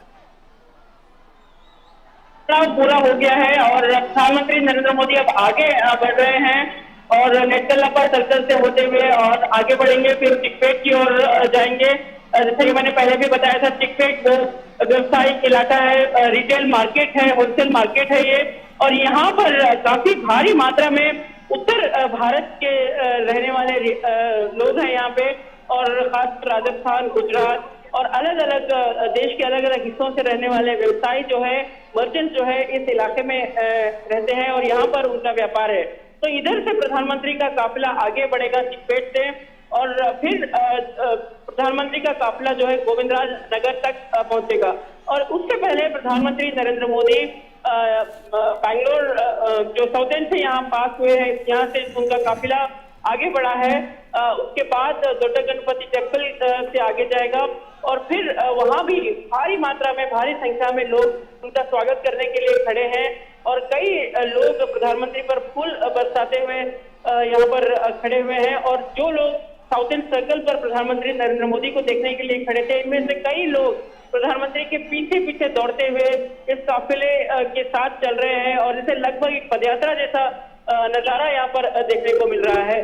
और जिन रूट से प्रधानमंत्री ऑलरेडी गुजर चुके हैं, जहाँ से काफिला गुजर गया है, वहां पर ट्रैफिक पुलिस ने बहुत ही बेहतरीन तरीके से ट्रैफिक मैनेजमेंट भी किया है और यहाँ पर कोई ट्रैफिक जैम और किसी तरह की कोई रुकावट नहीं है। क्योंकि कल जिस तरह की शिकायतें आ रही थी, कुछ लोगों का ये मानना था कि प्रधानमंत्री के काफिले के चलते ट्रैफिक जाम हो सकता है। तो बैंगलोर सिटी पुलिस ने बहुत ही बेहतरीन तरीके से ट्रैफिक को संभाला है और उन तमाम रूट्स को रिलीज किया है जहां से प्रधानमंत्री का काफिला ऑलरेडी गुजर चुका है। तो अब बैंगलोर में जिन जिन इलाकों से, जेपी नगर से लेकर साउथ एंड तक प्रधानमंत्री पहुंचे थे, वहां तक ट्रैफिक नॉर्मल है और जो लोग प्रधानमंत्री को देखने के लिए खड़े थे, तमाम लोग उनके पीछे दौड़ते हुए आगे अगले पड़ाव तक पहुंच रहे हैं। बिल्कुल आयशा, और दिन के 12 बज चुके हैं, 2 घंटे का ये जो कारवां है वो बीत चुका है समय। मौसम कैसा है इस वक्त बेंगलुरु में? जी, मौसम बहुत ही सुहाना है। आज बहुत ही गर्मी थी इतने कुछ दिनों से। देखिए, Bangalore is like an AC city, लेकिन पिछले कुछ दिनों से बैंगलोर का जो तापमान है 31 से 35 डिग्री तक पहुंच रहा था, लेकिन आज मौसम बहुत ही सुहाना, बहुत ही कंड्यूसिव, जिस तरह से एक रैली के लिए होना चाहिए था। और यही वजह है कि लोगों को किसी तरह की दिक्कत नहीं हुई जब यहाँ पर लोग सड़कों पर खड़े रहे। और इस सुहाने वेदर में जो बैंगलोर का एक टिपिकल मौसम है यहाँ का, ये वेदर जो है लोगों को भी लुभा रहा है। और इसमें प्रधानमंत्री नरेंद्र मोदी लोगों के साथ कनेक्ट करते हुए आगे बढ़ रहे हैं। और जाहिर है आज जो लोग जिन सड़कों पर प्रधानमंत्री का स्वागत किया, उन पर फूल बरसाए और उनके अपने मोबाइल फोन में उन्होंने तस्वीरें कैद की, उनके लिए आज का दिन ऐतिहासिक था। और मैंने देखा कि यहाँ पर कुछ लोग जो आए थे, आईटी में काम करने वाले लोग, जो यहाँ पर आईटी इंडस्ट्री में काम करते हैं, तमाम लोग यहाँ पर खड़े थे और उनका एक ही रिएक्शन था, क्योंकि शायद आईटी इंडस्ट्री में काम करने वाले लोगों पर यही आरोप लगता है कि जब चुनाव आते हैं, जब पोलिंग डे होता है, तो वो छुट्टी मनाने के लिए लंबा वीकेंड लेकर शहर से बाहर चले जाते हैं। तो ये उन पर हमेशा से एक आरोप, एक उंगली उठती रही है। और यहाँ इस रैली में, इस रोड शो में कई आईटी प्रोफेशनल्स भी खड़े रहे और प्रधानमंत्री के साथ जुड़ने की कोशिश की। और जब हमने उनसे पूछा कि कैसा उन्हें क्या महसूस हुआ, तो सबसे पहले उनका रिएक्शन था, दिस इज क्रेजी। यानी इन्होंने कभी अंदाजा नहीं लगाया कि प्रधानमंत्री नरेंद्र मोदी के स्वागत में इस तरह से लोग सड़क के दोनों ओर खड़े होकर उनका स्वागत करते हैं। और इन तमाम लोगों ने कहा कि आप इस बार वो जरूर वोट करने जाएंगे, क्योंकि इस बार जो पोलिंग डेट है मई 10 तारीख, वो बुधवार की है और ये वीकेंड नहीं है। तो ऐसे में चुनाव आयोग ने भी कहा था कि बुधवार के दिन इसलिए रखा है ताकि लोग ज्यादा से ज्यादा पोलिंग करें। तो यहाँ आए तमाम लोगों ने ये आश्वासन दिया है कि वो वोटिंग के दिन अपना वोट डालने के लिए जरूर जाएंगे। और जैसे कि मैंने बताया कि कई युवक प्रधानमंत्री के इस रोड शो से काफी प्रभावित होकर यहाँ से जा रहे हैं। बिल्कुल। और एक बात और भी आयशा की, जिस तरह से हम जानते हैं कि प्रधानमंत्री टेक्नो सेवी प्रधानमंत्री हैं, आईटी से ज़्यादा उनको लगाव है और इस वक्त वो आईटी सिटी में ही, बेंगलुरु में ही है। तो इस तरह से युवाओं का जो कनेक्ट है पीएम के साथ, वो बहुत ही सहज और सरल तरीके से हो पा रहा होगा। और उम्मीद भी प्रधानमंत्री कर पा रहे हैं कि इस कनेक्शन का जो नतीजा है वो वोटों के जरिए बीजेपी को मिले। बीजेपी यही उम्मीद कर रही है। जिस तरह से कामयाब रहा है रोड शो, अभी जो आधा पड़ाव हमने देखा, तो बीजेपी को यही उम्मीद है कि जिस तरह से लोग सड़कों पर उमड़ पड़े प्रधानमंत्री को देखने के लिए, प्रचार में जुट रहे हैं, तो बीजेपी ने जो लक्ष्य रखा है 25 सीटों का, 28 में से बेंगलुरु में 28 सीटें हैं, 25 सीटों का लक्ष्य रखा है। और बीजेपी को यही उम्मीद है कि इस तरह के प्रचार से लोग जरूर प्रभावित होंगे, खासकर युवा जरूर प्रभावित होंगे। देखिए, प्रधानमंत्री जो डिजिटल इंडिया की बात करते हैं और जो सिलिकॉन वैली बेंगलुरु में है, उससे सीधे सीधे कनेक्ट है। और प्रधानमंत्री हमेशा से बेंगलुरु जैसे शहर को हमेशा मन की बात में भी उन्होंने मेंशन किया है कई बार, और हर बार बेंगलुरु को एक स्टार्टअप हब और research, science and research capital भी बताते हैं। तो ऐसे में यहाँ पर जो युवा हैं, इन तमाम क्षेत्रों में काम करने वाले, इन सेक्टर्स में काम करने वाले लोग हैं, वो प्रधानमंत्री के इस प्रोत्साहन से काफी प्रभावित होते हैं। उन्हें बहुत ही प्रोत्साहन मिलता है कि प्रधानमंत्री खुद उनके लिए उस तरह की योजनाएं भी बनाते हैं, जो डिजिटल इंडिया और स्टार्टअप के लिए, जो युवाओं के लिए इंकरेजमेंट केंद्र सरकार से मिलता है, इससे काफी प्रभावित है। जैसा कि अभी मैंने आपको बताया, जो आईटी क्राउड यहाँ पर आया था, ये तमाम लोग बहुत ही प्रभावित हुए प्रधानमंत्री को देखकर। और उनका ये कहना था कि वो जब स्टेडियम में आईपीएल मैच देखने के लिए पहुंचते हैं, ठीक इसी तरह की चीयरिंग, जो एक लीडर को चीयरिंग जो मैच में देखने को मिलती है, इसी तरह की चीयरिंग प्रधानमंत्री को मिलती है। देखिए, अभी भी आप वो नारे सुन सकते हैं, मोदी मोदी के नारे, जो पूरे बैंगलोर में गूंज रहे हैं। हालांकि ये हो रहा है बैंगलोर साउथ में, लेकिन पूरा बैंगलोर इन नारों को जरूर सुन रहा होगा। दूर दूर तक इस प्रधानमंत्री के जो मोदी मोदी के नारे हैं, वो दूर दूर तक लोगों को सुनाई दे रहे हैं। बिल्कुल। शैलेंद्र हमारे साथ बने हुए हैं क्या? शैलेंद्र, आप हमें सुन पा रहे हैं? शैलेंद्र, आप हमें सुन पा रहे हैं क्या? बताएं। शैलेंद्र, आप हमारे साथ बने हुए हैं? असीम बोलिए। शैलेंद्र, मेरा सवाल ये फिर मैं हमारे साथ CS जोशी हैं, वो इस चर्चा को आगे बढ़ाएंगे। लेकिन मेरा सवाल ये कि कुछ जो जानकार हैं दक्षिण भारत के, शैलेंद्र, वो इस बात को कहते हैं कि देखिए डेमोग्राफिक डिविडेंड की जब PM बात करते हैं, उसमें जो छोटे राज्य हैं, जो दक्षिण भारत के राज्य हैं, टैक्स का जो बकेट है उसमें सबसे ज़्यादा टैक्स भरने का काम कोई करता है तो दक्षिण भारत के जो डेवलप्ड स्टेट है वो करते हैं। लेकिन उसका जो फ़ायदा है वो नॉर्थ इंडिया के जो स्टेट्स हैं उसका फ़ायदा उनको मिल जाता है। हमारा जो रिप्रेजेंटेशन है लोकसभा में, राज्यसभा में, नॉर्थ स्टेट्स के मुकाबले वो भी कम है। ये क्या आपको लगता है, आपका विश्लेषण इसमें हम चाहेंगे कि इसको लेकर भी बीजेपी या केंद्र की सरकार की ये जो शिकायत है कि इसका लाभ वहाँ के लोगों को ही मिले, दक्षिण भारत के लोगों को ही मिले, उनका जो रिप्रेजेंटेशन है लोकसभा में, राज्यसभा में, वो भी बढ़े, इसको लेकर क्या कुछ आप कहना चाहेंगे? ये देखिए, संघवादी सरकार में हम देखते हैं कि जब आप, आवाज आ रही है? जी जी जी, बोलिए। ये देखिए, हमेशा केंद्र सरकार ये कहती है कि सभी राज्यों को उनका उचित हिस्सा दिया जाता है और हमेशा हर राज्य की जरूरतों का ध्यान रखा जाता है। और ये कहना कि किसी एक राज्य को कम हिस्सा मिलता है, किसी एक राज्य को ज्यादा मिलता है, ये उचित नहीं होगा। और हम देखते हैं कि आज बेंगलुरु इतने बड़े IT सिटी के तौर पर उभरा है और तमाम जो स्टार्टअप इकोनॉमी में हम देख रहे हैं कि इस तरह से जब एक तरह से देखें कि प्रगति के मानकों में राज्य आगे आया है तो निश्चित तौर पर उन योजनाओं का बहुत साथ है। और ये कह सकते हैं कि जो आधारभूत संरचनाएं बेहतर की गई हैं उससे हम राज्य का विकास तेजी से होता हुआ देखते हैं। तो ये कहना एक तरह से उचित नहीं है कि किसी एक राज्य के हिस्से को किसी दूसरे राज्य को ज्यादा दिया जाता है, किसी राज्य को कम दिया जाता है।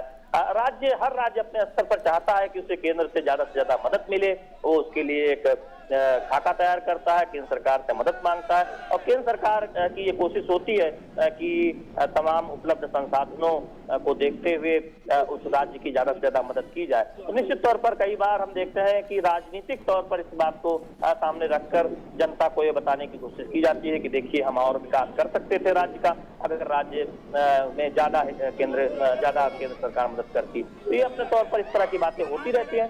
लेकिन हम ये देखते हैं कि ऐसा एक माहौल जो है वो इस तरह से देश में बना है कि हर राज्य में प्रगति हो रही है, हर राज्य को उसका हिस्सा मिल रहा है और जमीनी धरातल पर हम ये होता हुआ देखते भी है। और यही वजह है कि आप देखें कि उत्तर भारत के कई राज्यों के मुकाबले जो दक्षिण भारत के राज्य हैं, जो तटीय राज्य हैं, वो विकास के पायदान पर, विकास के कई प्रतिमानों पर आगे बढ़ते हुए नजर आते हैं। तो ये कहना एक तरह से सही नहीं होगा कि किसी राज्य को कम हिस्सा मिल रहा है इसलिए कि वहाँ के लोकसभा सांसदों की संख्या उतनी ज्यादा नहीं है या फिर उनका हिस्सा किसी और राज्य को दे दिया जाता है।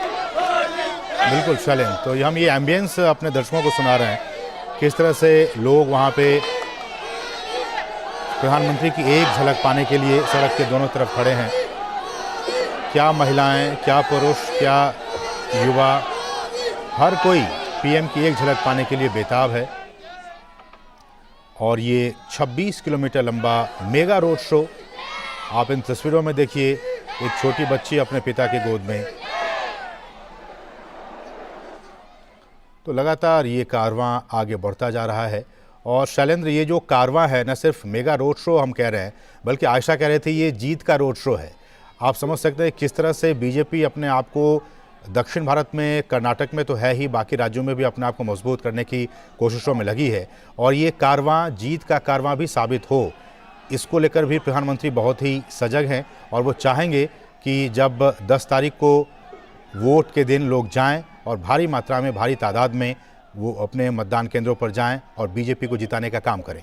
शैलेंद्र, देखिए, बीजेपी निश्चित तौर पर ये चाहेगी कि राज्य में मतदाताओं के मतदान का प्रतिशत पिछली बार से भी ज्यादा हो, बड़ी संख्या में लोग घरों से निकले और पार्टी ये उम्मीद करेगी कि चुनाव बाद उसके सत्ता का सफर कर्नाटक में जारी रहेगा। और यही वजह है कि डबल इंजन सरकार की बहुत बात की जा रही है और हम देखा है कि प्रधानमंत्री नरेंद्र मोदी की धुआंधार चुनावी जनसभाएं रखी गई।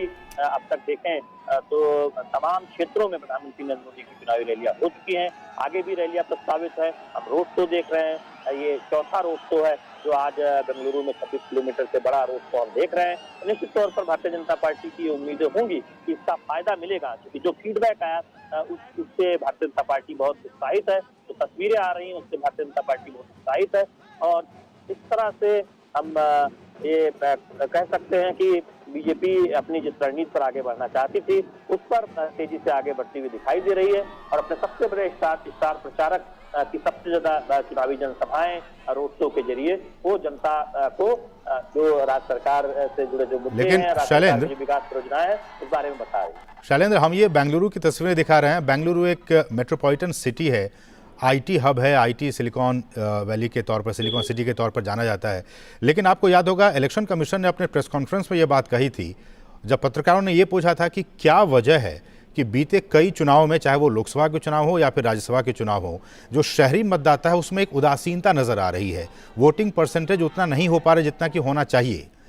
इसको लेकर आपकी प्रतिक्रिया? ये देखिए, कई इसकी वजह कह सकते हैं। पहली बात तो यह है कि कई बार छुट्टी का दिन समझकर और शनिवार रविवार के आसपास मतदान का दिन होने की वजह से वीकेंड प्लान करके शहर से बाहर चले जाते हैं शहरी मतदाता, और यही वजह है कि इस बार इस बात को ध्यान में रखते हुए वीकेंड में न रखकर बीच में मतदान का दिन रखा गया है, जिससे इस तरह की कोई प्लानिंग ना करे, शहर से बाहर न जाए, मतदान के लिए अपने शहर में ही रहे। दूसरी बात यह है कि युवाओं में खासतौर पर और शहरी मतदाताओं में जागरूकता अभियान चलाया गया है कि वो अब मुद्दों की बात तो करते हैं लेकिन मतदान के दिन भी उनका जो अधिकार है और जो कर्तव्य भी है उसे समझे। और हमने हाल के वर्षों में देखा है कि राज्य दर राज्य जो शहर और ग्रामीण मतदाताओं में मतदान प्रतिशत में जो अंतर था वो कम होता हुआ दिखाई दे रहा है। हालांकि अभी भी जो बड़े शहर हैं उनमें निश्चित तौर पर मतदान प्रतिशत में बढ़त जरूरी है, क्योंकि वहाँ तुलनात्मक तौर पर कम लोग घरों से निकलते हैं ग्रामीण इलाकों के मुकाबले, और यही वजह है कि बेंगलुरु जैसे शहरों में बहुत जोर है कि वहाँ भी बड़ी संख्या में लोग घरों से निकले। उम्मीद यही है चुनाव आयोग की तरफ से, जिस तरह से राजनीतिक दलों ने कैंपेन की है कि लोग घरों से निकलेंगे और उसका एक फायदा दरअसल मिलेगा मतदान प्रतिशत के लिहाज से, तो निश्चित तौर पर उम्मीद की जा सकती है, और यही वजह है कि इसके लिए पूरी कोशिश भी की जा रही है। क्या शैलेंद्र, आपके नज़र में, आपकी प्रतिक्रिया, वरिष्ठ पत्रकार हैं आप, तमाम चीज़ों को कवर करते रहे, क्या इस समस्या का समाधान वन नेशन वन इलेक्शन हो सकता है क्या? देखिए, इस पर चर्चा होती रहेगी कि बार बार चुनाव होना, विधानसभा का चुनाव होना, फिर लोकसभा का चुनाव होना या लोकल बॉडी के चुनाव होना, तो उसमें संसाधनों पर जोर पड़ता है, खर्चे भी बढ़ते हैं और लोगों को बार बार जाने के लिए बार बार एक तरह से अपनी जिम्मेदारी जो है, लोकतंत्र में जो कर्तव्य है, जो अधिकार है, उसे निभाने के लिए समय निकालना पड़ता है। निश्चित तौर पर उस पर चर्चा होती रहती है, उस पर राजनीतिक दलों की भी चर्चा हो रही है, एक आम राय बनाने की कोशिश हो रही है। अब वो भविष्य की बात है कि उस पर क्या मतदान प्रतिशत का कितना असर पड़ेगा, लेकिन ये सही है कि अगर एक समय में मतदान हो तो हम ये कह सकते हैं कि अलग अलग वजहों से, अलग अलग राजनीतिक दलों के रुचि से, तमाम उम्मीदवारों की रुचि से, और लोग भी ये सोचेंगे क्योंकि अब कई वर्षों बाद एक चुनाव में ही मत करना है, तो उसका एक हमें कह सकते हैं कुछ फायदा मत बढ़े हुए मत प्रतिशत के तौर पर देखने को मिल सकता है, लेकिन वो भविष्य की बात है। फिलहाल तो हम ये देख रहे हैं कि चुनाव आयोग की तरफ से कोशिश है कि लोग घरों से ज्यादा निकले, खासतौर पर शहरी मतदाता, इसीलिए जो दिन चुना गया है, तो तारीख चुनी गई है, वो भी बहुत सोच समझ के चुनी गई है। बिल्कुल, और जो तारीख और इलेक्शन कमीशन का ये कहना कि बुधवार की तारीख, उस दिन कोई छुट्टी का दिन नहीं है, कोई लॉन्ग वीकेंड नहीं है, ताकि लोगों को एक बहाना हो जाता था कि वो चले जाते थे घूमने के लिए, बाहर चले जाते थे। लेकिन इस बार वर्किंग डे के दिन इसको रखा गया है ताकि लोग शहर में रहें, घर में रहें और अपने घरों से बाहर निकलकर उस दिन वो मताधिकार का प्रयोग करें। हम सभी की ये कोशिश है, अपील है हमारी दूरदर्शन डीडी न्यूज़ की तरफ से कि आप अपने मताधिकार का ज़रूर प्रयोग करें। आयशा हमारे साथ लगातार बनी हुई हैं। आयशा, जिस बात का जिक्र हम कह रहे हैं कि ये जो शहरी मतदाता है उसमें एक उदासीनता देखी जा रही है पिछले कई वर्षों से कई चुनावों में, इसको लेकर ईसी ने एक ये सॉल्यूशन निकाला कि इस बार वर्किंग डे के दिन ही कर्नाटक में विधानसभा के चुनाव की तारीख जो है वो रखी है। आपकी नज़र में क्या लगता है कि जब हमने कहा शैलेंद्र से कि ये वन नेशन वन इलेक्शन जिसका कि जिक्र प्रधानमंत्री ने खुद किया था, ये उस समस्या का समाधान हो सकता है? ये देखिए, एक एक समाधान ये भी हो सकता है, और दूसरा ये कि ज्यादा से ज्यादा वोटर अवेयरनेस की भी बहुत जरूरत है। लेकिन ये भी इस बात पर भी गौर किया जाए कि जो लोग वोट नहीं करते वो ज्यादा से ज्यादा एजुकेटेड, अर्बन और वर्किंग क्लास वोटर्स होते हैं। तो इन लोगों को किस तरह से पोलिंग बूथ तक लाया जाए, ये बहुत जरूरी है। और इस बात की अहमियत ये है कि किस तरह से इन वोटर्स को अपील, जो कैंपेन है उनको किस तरह से उन्हें अपील किया जाए। तो जैसे कि यहाँ पर हमने देखा अभी साउथर्न सर्कल पर जो भारी मात्रा में युवा थे, भारी मात्रा में आईटी से आए हुए लोग थे, कि तमाम लोग इस प्रचार को देखकर दंग रह गए, क्योंकि उनका ये कहना था कि वो हमेशा एक जो रूटीन तरह के प्रचार होते हैं और कुछ नेता कई वादे करते हुए नजर आते हैं, तो ये उनके लिए एक कहीं ना कहीं से उनके लिए एक बोरियत पैदा करती है। लेकिन जिस जोश के साथ, जिस उत्साह के साथ यहाँ पर बीजेपी ने प्रचार आज तैयार किया, जो स्ट्रेटेजी प्रधानमंत्री नरेंद्र मोदी ने अपनाई कि लोगों तक पहुंचे, दूर दूर तक लोगों तक पहुंचने की कोशिश कर रहे हैं, ये बदलाव लोगों में, ये जो है धीरे धीरे इसका बदलाव, इसकी अवेयरनेस जो है लोगों में पहुंचती है। One election one nation one election की बात तो कई बार लोकसभा स्पीकर ने भी कही है, और वन नेशन वन इलेक्शन के तहत ये भी संभव है कि तमाम वोटर्स जो हैं अपने तमाम वोटर्स जो है किसी न किसी तरह से एक केंद्रित होकर वोटिंग की प्रक्रिया में शामिल हो।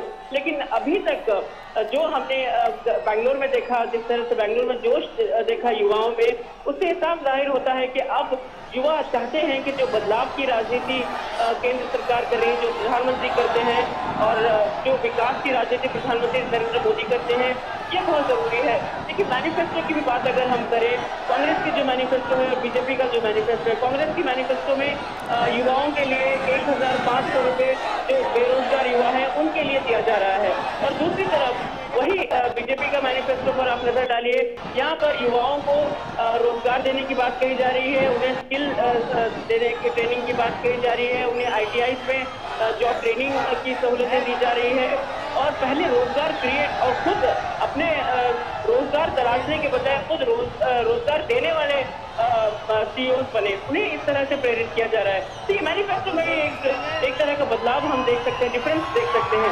तो ऐसे में युवक तभी ज्यादा प्रेरित होंगे और अर्बन पॉपुलेशन तभी प्रेरित होगा जब उनके सामने इस तरह की सच्चाई, इस तरह की प्रैक्टिकल चीजें रखी जाए, और तभी वो इस बात को लेकर अपना मत चलाने का एक पक्का इरादा बना सकते हैं। और बेंगलुरु में हमने देखा कि यहाँ पर जो खड़े जो युवक हैं, जो साउथर्न सर्कल पर खड़े युवक हैं, ये तमाम लोगों की एक ही राय है कि अगर इस तरह का प्रचार और इस तरह का प्रधानमंत्री नरेंद्र मोदी का जो विकास का एजेंडा है, तो युवक भी चाहते हैं कि वो इस एजेंडे के साथ जुड़े, क्योंकि ये जो उनका वोट है, जो वो मतदान करने में शामिल होंगे, तो उनका भविष्य है, और जो भविष्य प्रधानमंत्री नरेंद्र मोदी न्यू इंडिया को लेकर बना रहे हैं, जो अमृतकाल का विजन प्रधानमंत्री ने बनाया है, उसमें इन सबको साथ देना होगा। तो हमने जब इन तमाम लोगों से बात की, तो हर कोई ये कह रहा था कि इस बार वोट डालने जरूर जाएंगे। तो कहीं ना कहीं एक बदलाव आता है इस तरह की मोटिवेशनल कैंपेन से और इस तरह के नेतृत्व से। तो नेतृत्व से भी युवाओं में जरूर परिवर्तन आता है, और तभी वो जमकर वोटिंग करते हैं। बिल्कुल आयशा, और दूसरी बात कि प्रधानमंत्री ने अपनी रैली में ये भी कहा था, मैंने सुना था, हम सभी ने सुना कि कांग्रेस पर उन्होंने कमेंट करते हुए उन्होंने ये कहा कि जिस तरह से कांग्रेस ने पहले मुस्लिमों का तुष्टीकरण किया, वोट बैंक की राजनीति की, अब मुस्लिमों के साथ साथ वो आतंकवादियों का भी तुष्टीकरण कर रही है कांग्रेस पार्टी। इसका खामियाजा कर्नाटक की जनता और देश की जनता उन्हें दे रही है और आगे भी देगी। जी देखिए, कांग्रेस की शुरू से ये रणनीति रही है कि मुस्लिम वोट बैंक जो है वो कांग्रेस का है। आज भी कांग्रेस यही मानकर चलती है, लेकिन मुसलमानों को मुसलमान भी आज उनको भी नजर आ रहा है उनके सामने किस तरह के जो कई लाभार्थी हैं केंद्र सरकार की योजनाओं के, जो खासकर मुसलमान महिलाओं में जिस तरह की अवेयरनेस है, उसके बाद मुस्लिम मतदाता भी एक बदले हुए नजरिए से पूरी राजनीति को देख रहा है। और खास बात यह है कि महिलाएं जो है मुस्लिम कम्युनिटी में, अल्पसंख्यक कम्युनिटी में महिलाएं जो हैं ये डिसीजन मेकर होती हैं। और हमने देखा है कि कई योजनाएं जो केंद्र सरकार लागू करती हैं उसके लिए महिलाएं आगे बढ़ती हैं। देखिए कुछ समय पहले तक हम कुछ स्टोरी कर रहे थे सुकन्या समृद्धि योजना पर। इसमें हमने देखा कि कई मुस्लिम महिलाएं जो है अपने बच्चों के लिए ये स्कीम के लिए बैंक में अपने खाते खुलवाने के लिए पहुंच रही हैं। तो ये एक छोटी बात है, लेकिन उनके लिए एक बड़ा बदलाव है। तो कांग्रेस हमेशा से मुस्लिम को एक वोट बैंक मानकर चलती आई है। तो ये जो बदलते समय में विकास एजेंडा जो है इससे लोग अब वाकिफ हैं। तो ऐसे में कांग्रेस पोलराइजेशन की जो बात कर रही है, कांग्रेस अभी भी ये मानकर चलती है कि कहीं ना कहीं मुस्लिम वोट बैंक उनके साथ रहेगा। कांग्रेस ने जो खेल खेला है इस मैनिफेस्टो में बजरंग दल को बैन करने का, तो उन्हें कहीं ना कहीं शायद ये उम्मीद रही होगी, एश्योरेंस रहा होगा कि हो सकता है ये अल्पसंख्यक वर्ग को खुश कर गए होंगे और कंसोलिडेट हो सकते हैं। इस तरह से मुस्लिम वोट जो है वो कंसोलिडेट हो सकते हैं।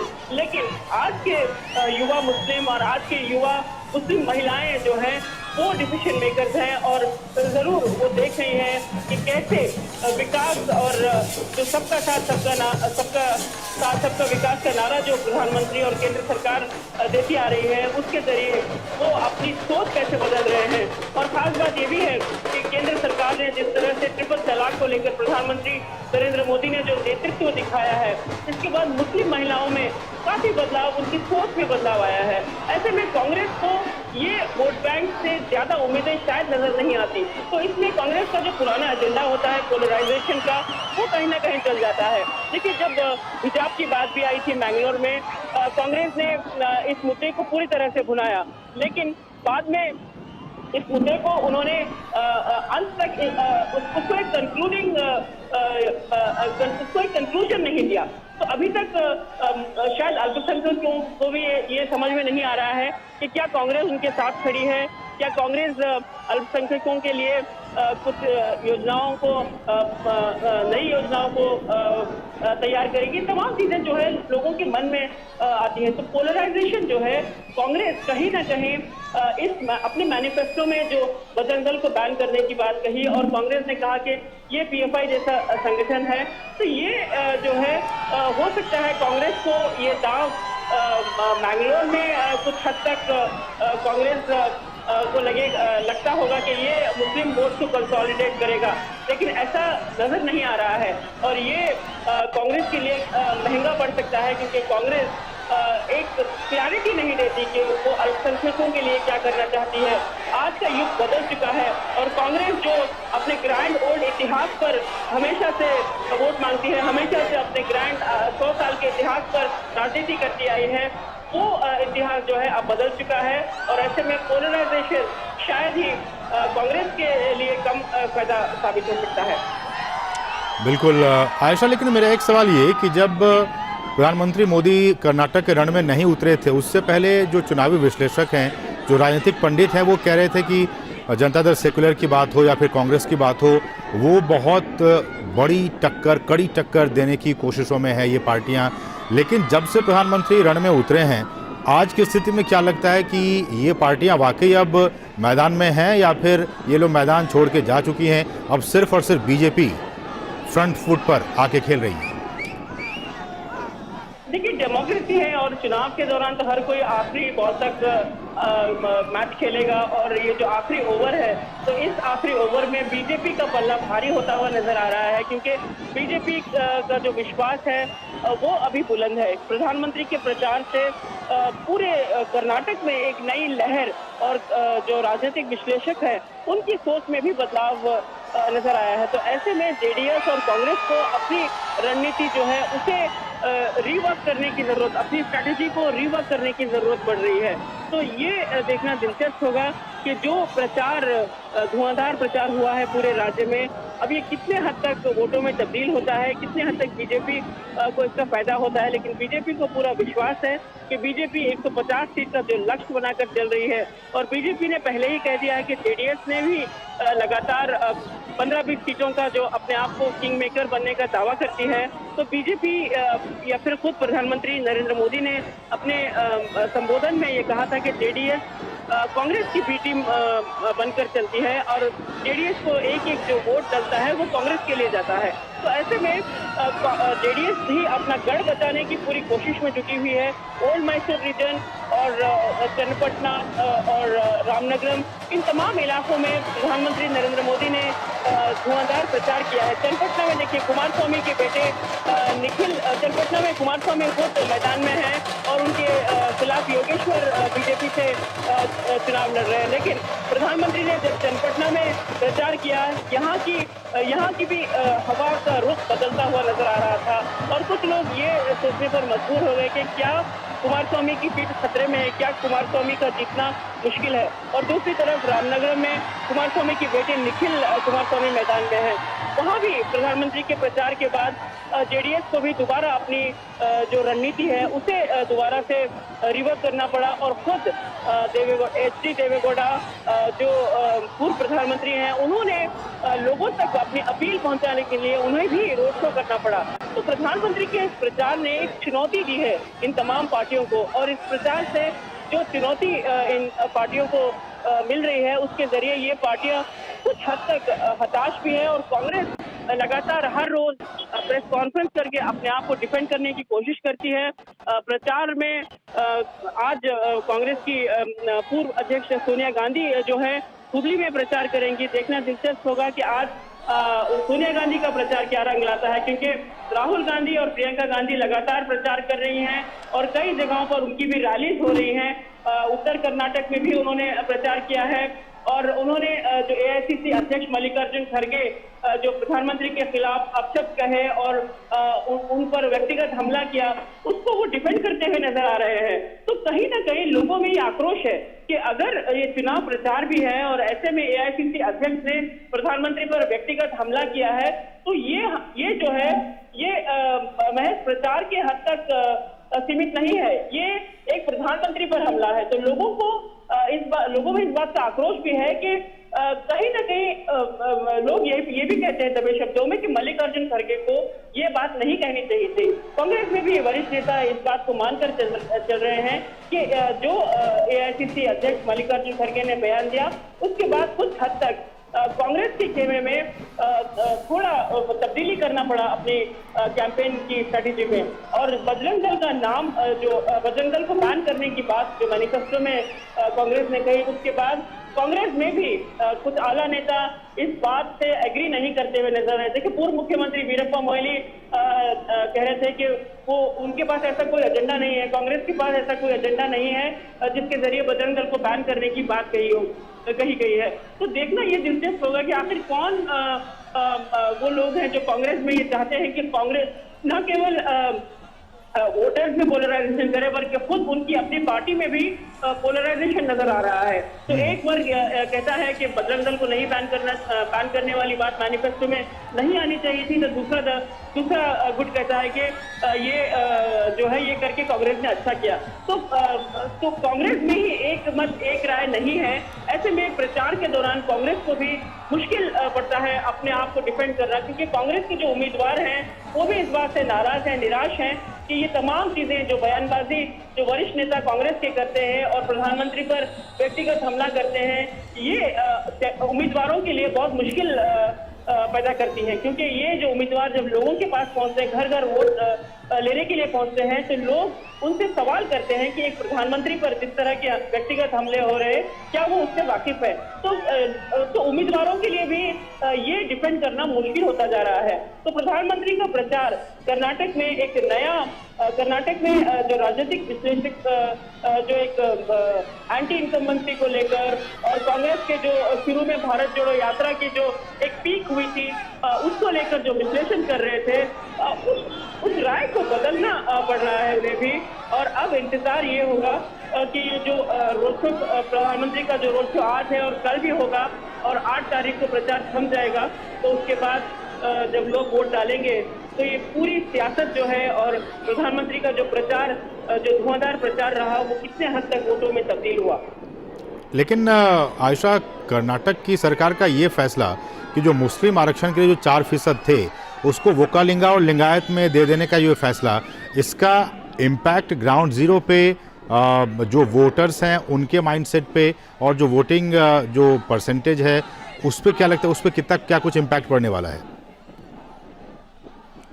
जी माफ कीजिएगा, आपका सवाल दोहराएं।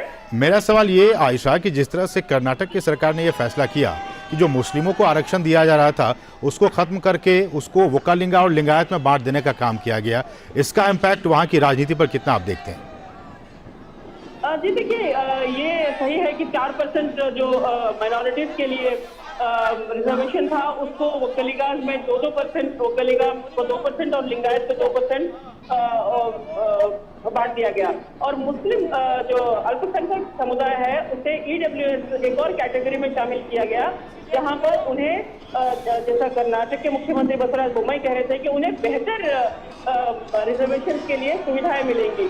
और ये बात बीजेपी ने आगे रखी लोगों के सामने कि जो रिजर्वेशन अल्पसंख्यकों के लिए खत्म किया ये महज धर्म के आधार पर था। और ये भी उस वक्त जो देवेगौड़ा की सरकार थी, उस वक्त जब देवेगौड़ा कर्नाटक के मुख्यमंत्री थे, ये उस वक्त हुआ था। तो ये भी एक कहीं ना कहीं बीजेपी का कहना है कि कहीं ना कहीं एक अपीजमेंट की पॉलिटिक्स रही है उस वक्त की। और कॉन्स्टिट्यूशन के आधार पर बीजेपी कानूनी दलील ये दे रही है कि कॉन्स्टिट्यूशन में कहीं भी ये सुविधा नहीं है कि धर्म के आधार पर रिजर्वेशन दिया जाए। तो बीजेपी इस मामले को क्लियर और क्लैरिटी देते हुए लोगों के सामने जा रही है। तो कहीं ना कहीं कांग्रेस इस मुद्दे को एक राजनीतिक टूल दे रही है, राजनीतिक रंग देने की कोशिश कर रही है। और अब ये पूरा मामला जो है कोर्ट में है और इस पर फैसला शायद 8 तारीख को आने वाला है। इस पर एक हियरिंग भी हुई है और चुनाव से 2 दिन पहले इस पर फैसला आने वाला है।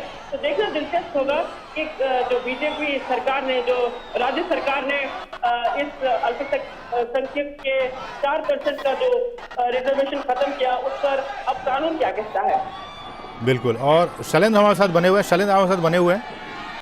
बताया शैलेंद्र, मेरा सवाल ये कि जिस तरह से आयशा बता रही है कि इसका क्या कुछ इम्पैक्ट पड़ेगा, वो तो चुनाव के जो नतीजे आएंगे उस पर डिपेंड करता है। लेकिन मेरा सवाल ये कि कर्नाटक की राजनीति में हमेशा से ही, चाहे वो लिंगायत की बात हो या फिर वोकालिंगा की बात हो, ये बहुत ही महत्वपूर्ण स्थान रखते हैं राजनीति में, कर्नाटक की राजनीति में। आपका इस पर विश्लेषण? निश्चित तौर पर लिंगायत हो या वोकालिंगा हो, कर्नाटक में उनकी एक काफी संख्या है और भारतीय कर्नाटक की जो राजनीति है उसमें वो बहुत महत्वपूर्ण जगह रखते हैं। और हमने देखा है कि तमाम राज्य के मंत्री, मुख्यमंत्री भी आप देखें तो लिंगायत समाज से आते हैं। लेकिन हमने देखा है कि बीजेपी ने सभी समाज की बात करते हुए, सभी वर्गों के नेताओं को आगे बढ़ाने के बात करते हुए टिकट वितरण किया है और कोशिश की है कि हर समाज के लोगों को ज्यादा से ज्यादा राजनीतिक प्रतिनिधित्व दिया जा सके।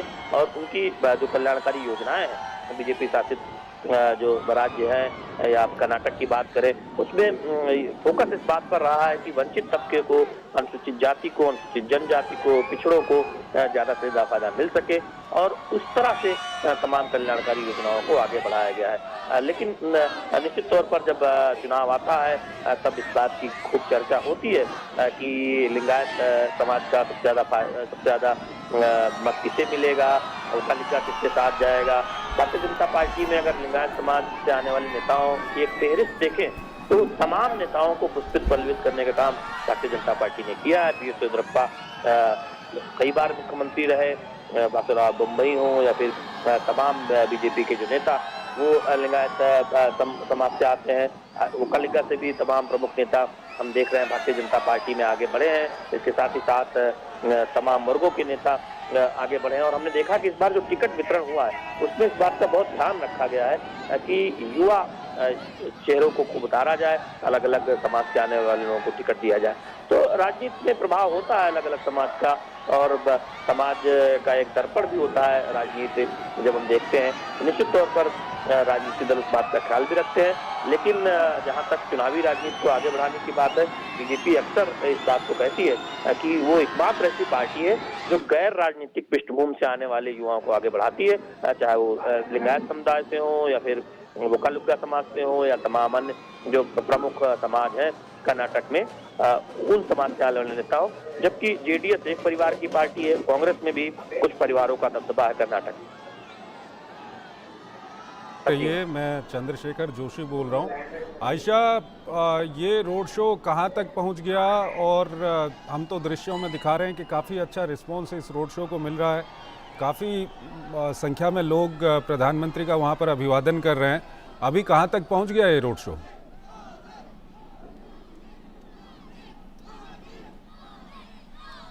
आयशा, मेरी आवाज़ आ रही है आप तक?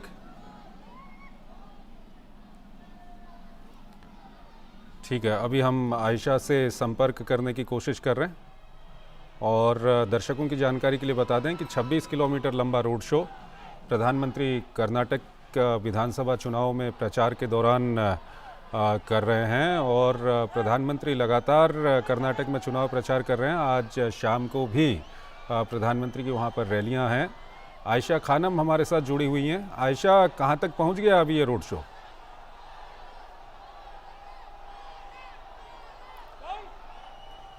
तो आयशा से हम अभी बात करने की कोशिश कर रहे हैं। तब तक हम आपको बता दें कि प्रधानमंत्री बेंगलुरु में 26 किलोमीटर लंबा रोड शो कर रहे हैं। और कर्नाटक विधानसभा चुनाव की अगर हम बात करें तो प्रधानमंत्री का ये सबसे लंबा रोड शो है। इससे पहले प्रधानमंत्री कर्नाटक विधानसभा के तहत कर्नाटक के कई शहरों में रोड शो कर चुके हैं। हालांकि वो रोड शो जो थे वो 8 से 10 किलोमीटर लंबे थे, लेकिन ये रोड शो 26 किलोमीटर लंबा है बेंगलुरु शहर में। और जब से प्रधानमंत्री ने रोड शो शुरू किया है तब से हम लगातार आपको दिखा रहे हैं कि किस तरह से वहाँ पर सड़क के दोनों ओर हुजूम उमड़ा हुआ है। लोग प्रधानमंत्री का अभिवादन स्वीकार कर रहे हैं और प्रधानमंत्री भी इन लोगों का अभिवादन वहाँ पर स्वीकार कर रहे हैं। और लगातार वहाँ पर मोदी मोदी के नारे, जय श्री राम के नारे और दूसरे नारे लगातार वहाँ पर सुनाई दे रहे हैं। तो कर्नाटक विधानसभा चुनाव को लेकर के काफ़ी महत्वपूर्ण ये रोड शो हो गया है, क्योंकि जिस तरह का रिस्पॉन्स इस रोड शो को मिल रहा है उससे कहीं ना कहीं कर्नाटक विधानसभा चुनाव किस दिशा में जा रहा है ये अंदाज़ा अब लगने लगा है। शैलेंद्र मिश्रा हमारे साथ जुड़े हुए हैं। शैलेंद्र, हम देख रहे हैं कि लगभग 2.5 घंटा हो चुका है और प्रधानमंत्री ने जब से रोड शो शुरू किया है तब से लगातार सड़क के दोनों ओर लोगों का हुजूम उमड़ा हुआ है। लोग प्रधानमंत्री का अभिवादन कर रहे हैं और प्रधानमंत्री भी लोगों का अभिवादन स्वीकार कर रहे हैं। ये जो रिएक्शन है लोगों का, जो रिस्पॉन्स है, इसको किस तरह से आप डिफाइन करना चाहेंगे शैलेंद्र? देखिए, 26 किलोमीटर से बड़ा रोड शो है और हम देख रहे हैं पूरे रोड शो के दौरान इस तरह से सड़क के दोनों तरफ लोग उमड़े हुए हैं। और इतना बड़ा रोड शो कर्नाटक के इतिहास में, कर्नाटक के इस विधानसभा चुनाव में अभी तक नहीं देखने को मिला था। और हम देखते हैं कि जो लोगों का उत्साह है, जो रिस्पांस है, वो ये बताने के लिए काफी है कि प्रधानमंत्री नरेंद्र मोदी के प्रति कितना आकर्षण है, कितना प्रेम है लोगों में, और वो नजदीक से पुष्पवर्षा करना चाहते हैं, प्रधानमंत्री नरेंद्र मोदी को देखना चाहते हैं। और यही वजह है कि इतने बड़े रोड शो की परिकल्पना भारतीय जनता पार्टी ने की। और ये रोड शो में जो रिस्पांस दिख रहा है, जो लोगों का प्रेम दिख रहा है, निश्चित तौर पर भारतीय जनता पार्टी जो रणनीति बनाई थी, जो वो उम्मीद कर रही थी, वो उस उम्मीदों को पूरा होते हुए देखकर प्रसन्न हो रही होगी। और हम जानते हैं कि तकरीबन 2.5 घंटे करीब हो चुका है इस रोड शो को और अंतिम पड़ाव की तरफ ये रोड शो बढ़ रहा है। अब आप देख रहे हैं कि वही उत्साह जब रोड शो शुरू हुआ था, जो देखने को मिला था, वही उत्साह अभी भी देखने को मिल रहा है। ढोल नगाड़े से लोग स्वागत करते हुए ऐसे लगता है कि किसी उत्सव या किसी पर्व में शामिल हो रहे हैं। प्रधानमंत्री नरेंद्र मोदी को काफी करीब से देखकर पुष्पवर्षा करना चाहते हैं। तो निश्चित तौर पर दुनिया के सबसे लोकप्रिय नेता जब उनके बीच है तो हर कोई प्रधानमंत्री नरेंद्र मोदी को नजदीक से देखना चाहता है, पुष्पवर्षा करना चाहता है। हमने जो कर्नाटक की राजनीति के जो तमाम पहलू हैं, तमाम समीकरण हैं, जो राजनीतिक दल मुद्दे उठा रहे हैं, उन सबका जिक्र किया। लेकिन जो रोड शो में प्रधानमंत्री नरेंद्र मोदी के रोड शो में, उनकी चुनावी जनसभाओं में जिस तरह का रिस्पांस मिल रहा है, जिस तरह की भीड़ उमड़ रही है, निश्चित तौर पर जो कुछ दिनों पहले तक या कुछ महीने पहले तक जो कर्नाटक की राजनीति को लेकर जो भविष्यवाणी की जाती रही थी, अब उससे इतर कयास लगाए जाने लगे हैं। और यही वजह है कि भारतीय जनता पार्टी ने अपने सबसे बड़े स्टार प्रचारक की कई चुनावी जनसभाएं कर्नाटक में रखें। आज रोड शो के बाद संबोधित करने वाले हैं, कल भी उनके कार्यक्रम है। तो निश्चित तौर पर भारतीय जनता पार्टी को ये उम्मीद होगी कि इन रोड शो से, चुनावी जनसभाओं से एक माहौल बना है जिसका भारतीय जनता पार्टी उम्मीदवारों को फायदा होगा और पार्टी सत्ता में फिर से वापस आने में सफल होगी। तो निश्चित तौर पर ये तस्वीरें बहुत कुछ बयां करती है, भारतीय जनता पार्टी के उत्साह को बढ़ाती है, उनके कार्यकर्ताओं के भरोसे को बढ़ाती है, उनके कार्यकर्ताओं को एहसास दिलाती है कि प्रधानमंत्री नरेंद्र मोदी का जो कनेक्ट है, जो जनता के साथ जो कनेक्ट है, वो राज्य कोई भी हो, लेकिन उनका कनेक्ट जनता के साथ बदस्तूर एक तरह से देखें तो गहरा होता हुआ दिखाई दे रहा है। जब इस तरह की तस्वीरें आती हैं, इस तरह का रिस्पांस दिखाई देता है रोड शो में।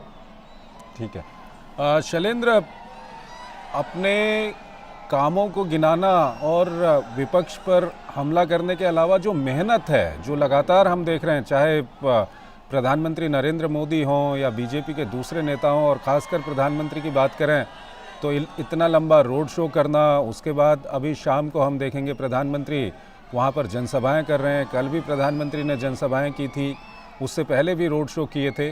तो इस मेहनत को आप क्या कुछ कहेंगे इसके बारे में? देखिए, ये स्पष्ट तौर पर अपने सबसे बड़े स्टार प्रचारक से सबसे प्रमुख जनसभाएं और रोड शो के जरिए बीजेपी ने कोशिश की है कि पार्टी के पक्ष में माहौल बनाया जाए। और यही वजह है कि बीजेपी के सबसे बड़े स्टार प्रचारक के तौर पर प्रधानमंत्री नरेंद्र मोदी और बीजेपी के बाकी जो शीर्ष नेता हैं, उन्होंने खूब मेहनत यहाँ कर्नाटक के चुनाव में की है, चुनाव प्रचार के दौरान। और बीजेपी इसलिए जानी जाती है कि चुनाव कोई भी हो, राज्य कोई भी हो, वो कोई कोर कसर नहीं छोड़ती अपने पार्टी नेताओं को चुनाव प्रचार में उतारने में। और उसका फायदा भी हम देखते हैं कि राज्य दर राज्य बीजेपी को मिलता है। तमाम उन राज्यों में जहां सत्ता वापस में आने की पार्टी की परंपरा किसी दल की नहीं रही है, वहां पर भी बीजेपी मिथक तोड़ती है और चुनाव बाद 7 साल बाद फिर सत्ता में वापसी करने में सफल साबित होती है। हमने उत्तर प्रदेश में देखा, उत्तराखंड में देखा, हमने उत्तर पूर्व के राज्यों में देखा किस तरह से बीजेपी अपना आधार बनाने में सफल रही है। तो अथक मेहनत किस तरह से की जा सकती है सत्ता में वापस आने के लिए, जनता को विश्वास दिलाने के लिए, जनता को अपने वादों के बारे में बताने के लिए भारतीय जनता पार्टी एक राजनीतिक संगठन के तौर पर निश्चित तौर पर उससे कोई कोर कसर नहीं छोड़ती और कर्नाटक में भी वो होता हुआ दिखाई दे रहा है। बिल्कुल शैलेंद्र, आप हमारे साथ बने रहिए। हम दर्शकों की जानकारी के लिए एक बार फिर बता दें कि कर्नाटक विधानसभा चुनाव का सबसे बड़ा रोड शो प्रधानमंत्री नरेंद्र मोदी इस वक्त कर रहे हैं बेंगलुरु में। करीब 26 किलोमीटर लंबा ये रोड शो है और 10 बजे ये रोड शो शुरू हुआ था और तब के बाद लगातार रोड शो जब से शुरू हुआ है, सड़क के दोनों ओर लोगों का हुजूम उमड़ा हुआ है। और सवेरे जब हम अपनी संवाददाता आयशा खानम से बात कर रहे थे, उन्होंने बताया कि आज बेंगलुरु में फूल नहीं मिल रहे हैं। आज बेंगलुरु में सारे फूल आज ख़त्म हो गए हैं, ख़रीद लिए गए हैं लोगों के द्वारा अपने प्रधानमंत्री का स्वागत करने के लिए। ये आप देख सकते हैं, जो लगातार हम दृश्य आपको दिखा रहे हैं किस तरह से फूलों का उपयोग इसमें किया जा रहा है। तो ये आज बेंगलुरु में कहीं भी फूल नहीं मिल रहे हैं। अपने आप में एक इसको बहुत बड़ा फैक्ट कह सकते हैं कि किस तरह से लोकप्रियता वहाँ पर प्रधानमंत्री नरेंद्र मोदी की है। और 26 किलोमीटर लंबा ये रोड शो है। 26 किलोमीटर लंबा रोड शो 10 बजे ये शुरू हुआ था और जब से ये रोड शो शुरू हुआ है, सड़क के दोनों ओर लोग काफ़ी उत्साहित हैं और भारी संख्या में लोग सड़क के दोनों ओर मौजूद हैं। वो मोदी मोदी के नारे लगा रहे हैं, लोग फूलों से प्रधानमंत्री का स्वागत कर रहे हैं और प्रधानमंत्री भी लोगों का अभिवादन स्वीकार कर रहे हैं।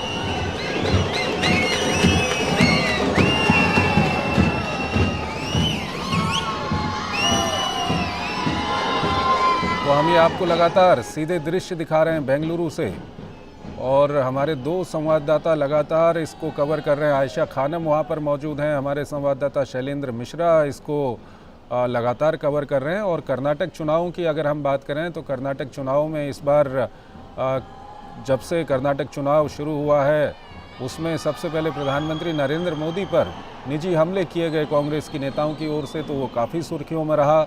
और उसके बाद कांग्रेस का मैनिफेस्टो आया जिसमें बजरंग दल पर बैन लगाने की बात की गई, बजरंग दल की तुलना पीएफआई से की गई।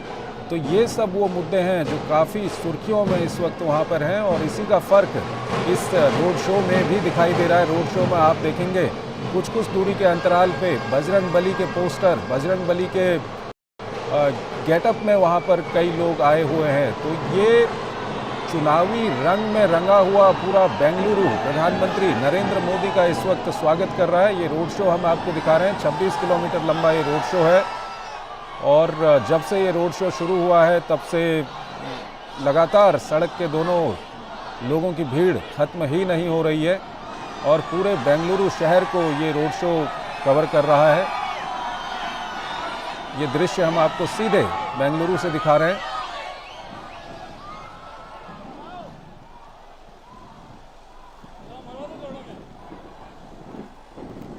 तो कर्नाटक विधानसभा चुनाव में काफ़ी महत्वपूर्ण इस रोड शो को कहा जा सकता है, और इस रोड शो का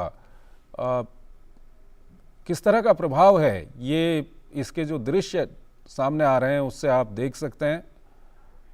सड़क के दोनों ओर काफ़ी संख्या में लोग मौजूद हैं जो प्रधानमंत्री का स्वागत कर रहे हैं। बेंगलुरु में आज फूल ख़त्म हो गए हैं, क्योंकि बेंगलुरु में सारे फूल खरीद लिए गए हैं लोगों के द्वारा अपने प्रधानमंत्री का स्वागत करने के लिए। और प्रधानमंत्री भी लगातार लोगों के बीच में बने हुए हैं। कल से ही प्रधानमंत्री कर्नाटक में हैं, कल प्रधानमंत्री ने वहाँ पर जनसभाएं की थीं, और आज इस रोड शो के बाद फिर प्रधानमंत्री की जनसभाएं होनी हैं। और कर्नाटक विधानसभा चुनाव की अगर हम बात करें तो ये रोड शो काफ़ी महत्वपूर्ण हो गया है कर्नाटक विधानसभा चुनाव को लेकर। आयशा खानम हमारे साथ जुड़ी हुई हैं। आयशा, ये रोड शो कहाँ तक पहुँच गया है? जी देखिए, अब ये रोड शो जो है देवैया पार्क के पास पहुंचा है, और गोविंदराज नगर कॉन्स्टिट्यूंसी खत्म हो गई है। उसके आगे देवैया पार्क है, और अब आगे बढ़ रहा है मल्लेश्वरम की ओर।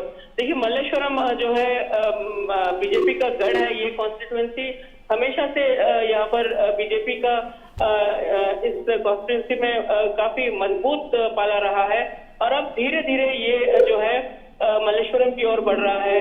और सर्कल मारम्मा के पास ये काफिला जो है, ये रोड शो जो है वो खत्म हो जाएगा। इस रोड शो में प्रधानमंत्री का स्वागत करने के लिए मल्लेश्वरम के तमाम निवासी पहुंचे हैं, और यहाँ के जो विधायक इस क्षेत्र से विधायक है अश्वत्थ नारायण, जो मंत्री हैं बीजेपी की सरकार में, वो भी यहाँ पर पहुंचे हैं उनका स्वागत करने के लिए। इसके अलावा पीएस संतोष हैं जो ऑर्गेनाइजिंग सेक्रेटरी हैं बीजेपी के, ये भी पहुंचे हैं प्रधानमंत्री का स्वागत करने के लिए। तो इससे इस क्षेत्र में बीजेपी के कार्यकर्ताओं में काफी जोश और उनके उत्साह दोगुना हो गया है, क्योंकि मल्लेश्वरम ही वो इलाका है जहां पर बीजेपी का दफ्तर भी है। यहाँ पर बीजेपी का जगन्नाथ भवन है, जहां से बीजेपी ने अपनी जीत की जो ब्लूप्रिंट है वो तैयार की है। बीजेपी ने इसी जगन्नाथ भवन से कुछ समय पहले विजय संकल्प यात्रा शुरू की थी पूरे राज्य में, और बीजेपी के वरिष्ठ नेता, केंद्रीय मंत्री राजनाथ सिंह, जेपी नड्डा, अमित शाह, ये तमाम नेता जो है इस विजय संकल्प यात्रा में शामिल हुए थे। और उसके बाद प्रधानमंत्री खुद इस विजय संकल्प यात्रा का संपन्न समारोह में भी दावणगेरे में शामिल हुए थे। और इस यात्रा का लक्ष्य ये था कि कार्यकर्ताओं को मोटिवेट करना, कार्यकर्ताओं को उत्साहित करना, और उन्हें बूथ लेवल पर तमाम बूथ को मजबूत बनाना, उनके लिए एक लक्ष्य रखना था। और ये बीजेपी ने इस विजय संकल्प यात्रा के जरिए हासिल किया। और अब बीजेपी आज जो प्रधानमंत्री नरेंद्र मोदी की कैंपेन के जरिए देख रही है कि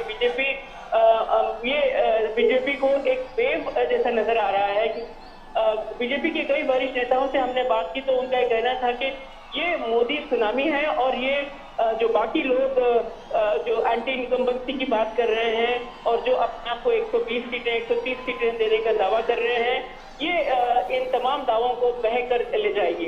तो बीजेपी काफी उत्साहित और मोटिवेटेड और आश्वस्त नजर आ रही है इस पूरे कैंपेन के जरिए। क्योंकि भारी मात्रा में लोग जुटे, भारी मात्रा में लोग प्रधानमंत्री को देखने के लिए पहुंचे।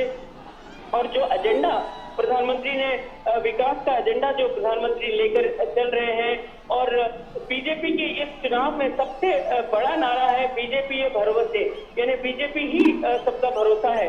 और ये जो कैंपेन हुआ है, जो प्रधानमंत्री ने कैंपेन किया है, रोड शोज किए हैं, इसके जरिए बीजेपी का जो भरोसा है वो प्रधानमंत्री पर वो कुछ हद तक वो आश्वासन में बदल रहा है कि कहीं न कहीं बीजेपी कुछ हद तक वोटर्स को उत्साहित कर रही है और विकास के एजेंडा पर बीजेपी ये चुनाव जीत सकती है। तो अब धीरे धीरे काफिला जो है धीरे से पहुंच रहा है, लेकिन कुछ हद तक बढ़ा दीजिए। जब तक ये काफिला जयनगर में था और साउथ एक्सप्रेस तक था, वहाँ धीमी गति से प्रधानमंत्री लोगों का अभिवादन स्वीकार कर रहे थे, लेकिन अब वक्त कभी 12:30 बजे तक रोड शो को खत्म करना है और प्रधानमंत्री काफी पाबंद है वक्त के हिसाब से देखा जाए तो अब थोड़ा तेज गति से आगे बढ़ रहा है ये चौथा है। और अब मल्लेश्वरम पहुंचने के बाद कुछ ही देर में सेंट्रल मारम्मा के पास ये काफिला रोड शो खत्म हो जाएगा। लेकिन बीजेपी के लिए बहुत बड़ा दिन, बैंगलोर के लोगों के लिए बहुत बड़ा दिन। बैंगलोर के लोग इस पूरे जो दृश्य जो आज देखने को मिले, इसे हमेशा याद रखेंगे, एक ऐतिहासिक दिन। ऐसे रोड शोज बैंगलोर के लोगों में थी और हमने भी गुजरात में देखे और दूसरे अन्य स्टेट में देखे हैं, लेकिन आज जो ये रोड शो बैंगलोर में पहली बार 26 किलोमीटर लंबा रोड शो और 19 विधानसभा सीटों को कवर करने के लिए कैंपेन, ये बहुत बड़ा दिन यहाँ के लोगों के लिए है और ऐतिहासिक माना जा सकता है।